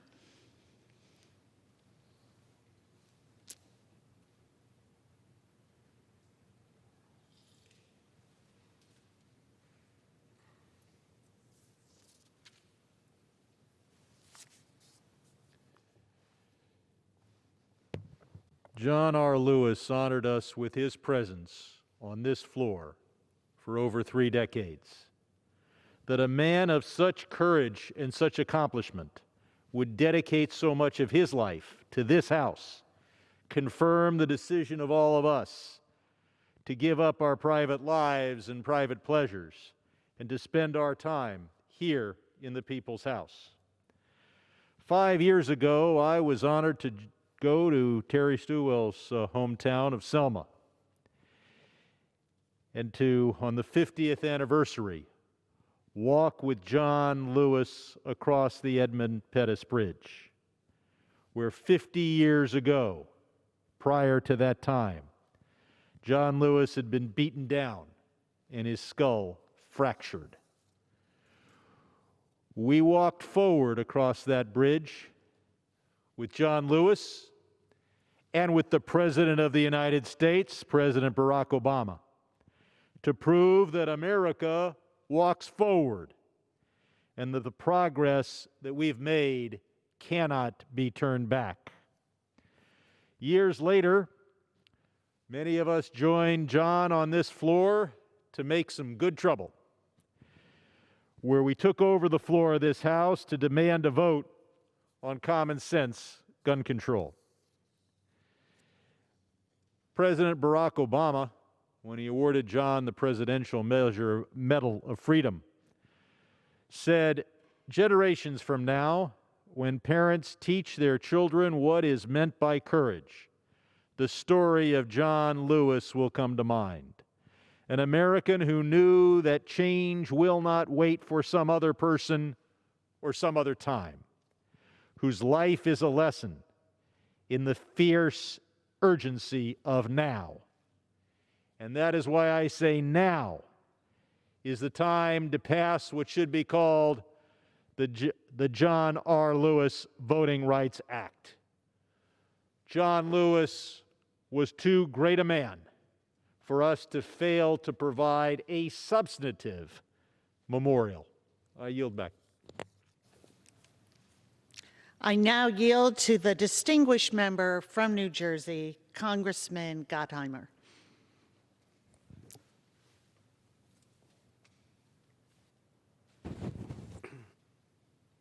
Madam Speaker, as someone who was on the battlefield of nearly every civil rights fight of the last century, Mr. John Lewis taught us that our nation is always a work in progress, always perfecting our union.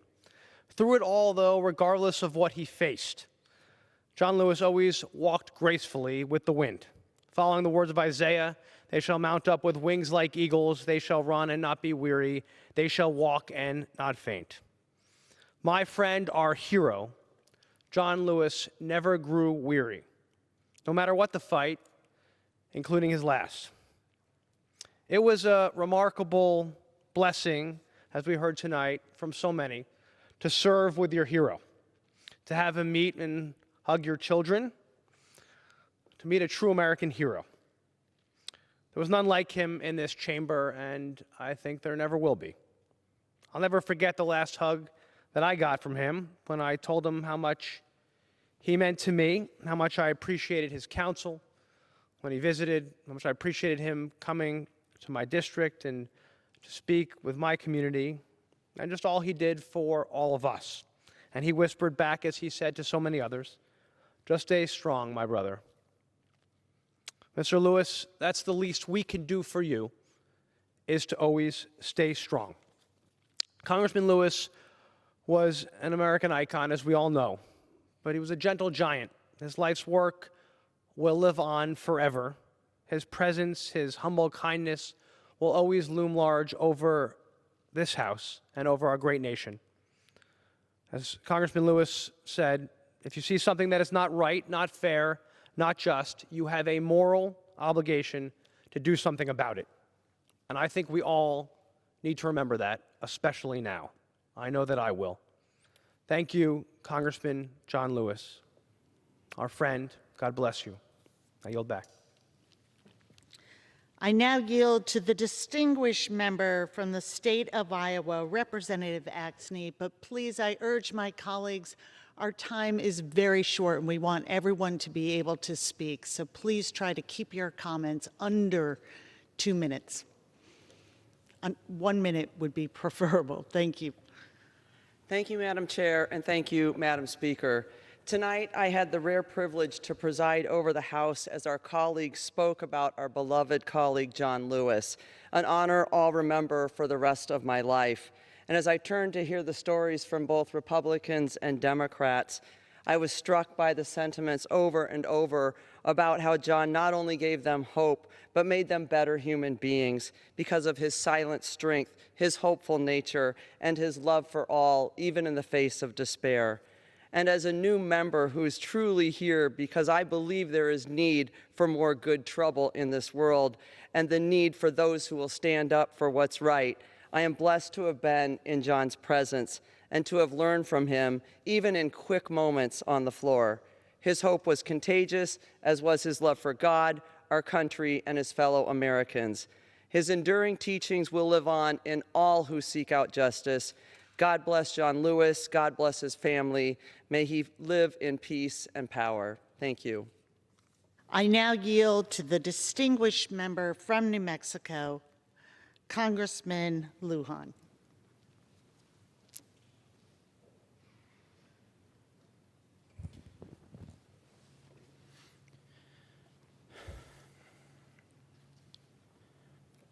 I rise today in remembrance of our friend and colleague, John Lewis, the gentleman from Georgia, a great man, a treasure, our brother.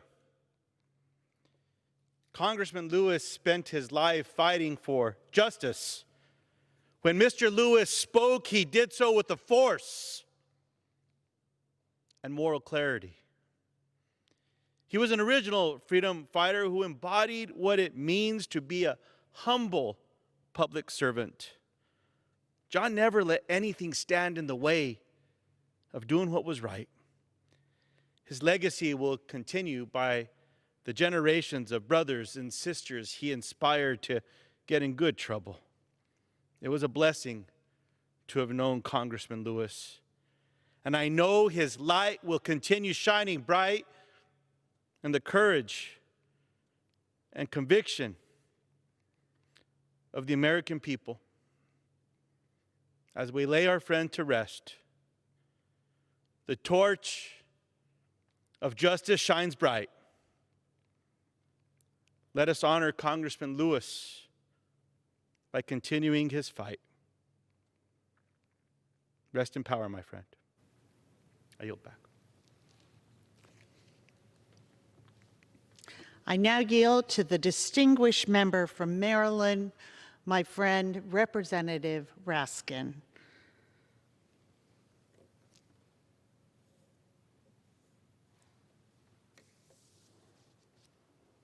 Thank you very much, Ms. Clark, and thank you for organizing this beautiful observance and testimony to our beloved colleague.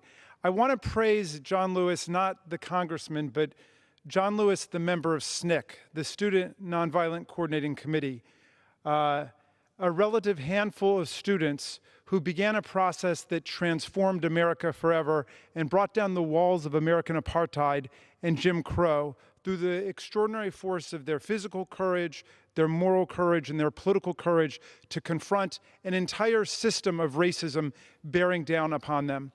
And the end of their struggle was nonviolence, to create a nonviolent society committed to justice and equality for everyone. And the means of arriving at that nonviolent just society was nonviolence itself. So even as the sheriffs and the police officers unleashed the German Shepherds and the billy clubs on them and the water hoses and the tear gas, they still remained remarkably nonviolent the entire way there. And I asked John Lewis when we got to travel down south on the on the Civil Rights Tour with the Faith and Politics Institute, about where he thought things were. And I think he felt that in terms of civil rights, we've been moving things forward. But in terms of violence, we still had not remotely turned the corner. And I said, well, what is going to make the difference? And he said, when people realize that violence doesn't work, leaving aside the morality of it, violence doesn't work. And we talked about the Vietnam War, and we talked about the Iraq War. We talked about gun violence sweeping the streets. We talked about domestic violence. And I want to say that the spirit and the memory of John Lewis live in this body, in this institution, which loves him. But I see the spirit of John Lewis today in the streets with the hundreds of thousands and millions of young Americans who are demanding nonviolent, just, and peaceful transformation of our society. John Lewis lives in the young people today, and he would be so proud of the young people of America. I yield back.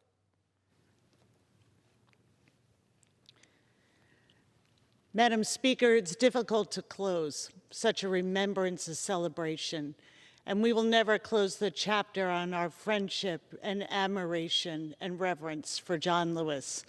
But John Lewis, for me, has always been the embodiment of the words of Micah 6. John has shown us what is good, to love justice, love mercy, and walk humbly with your God. Rest in peace, power, and glory, Brother John. Madam Speaker, I yield back my time.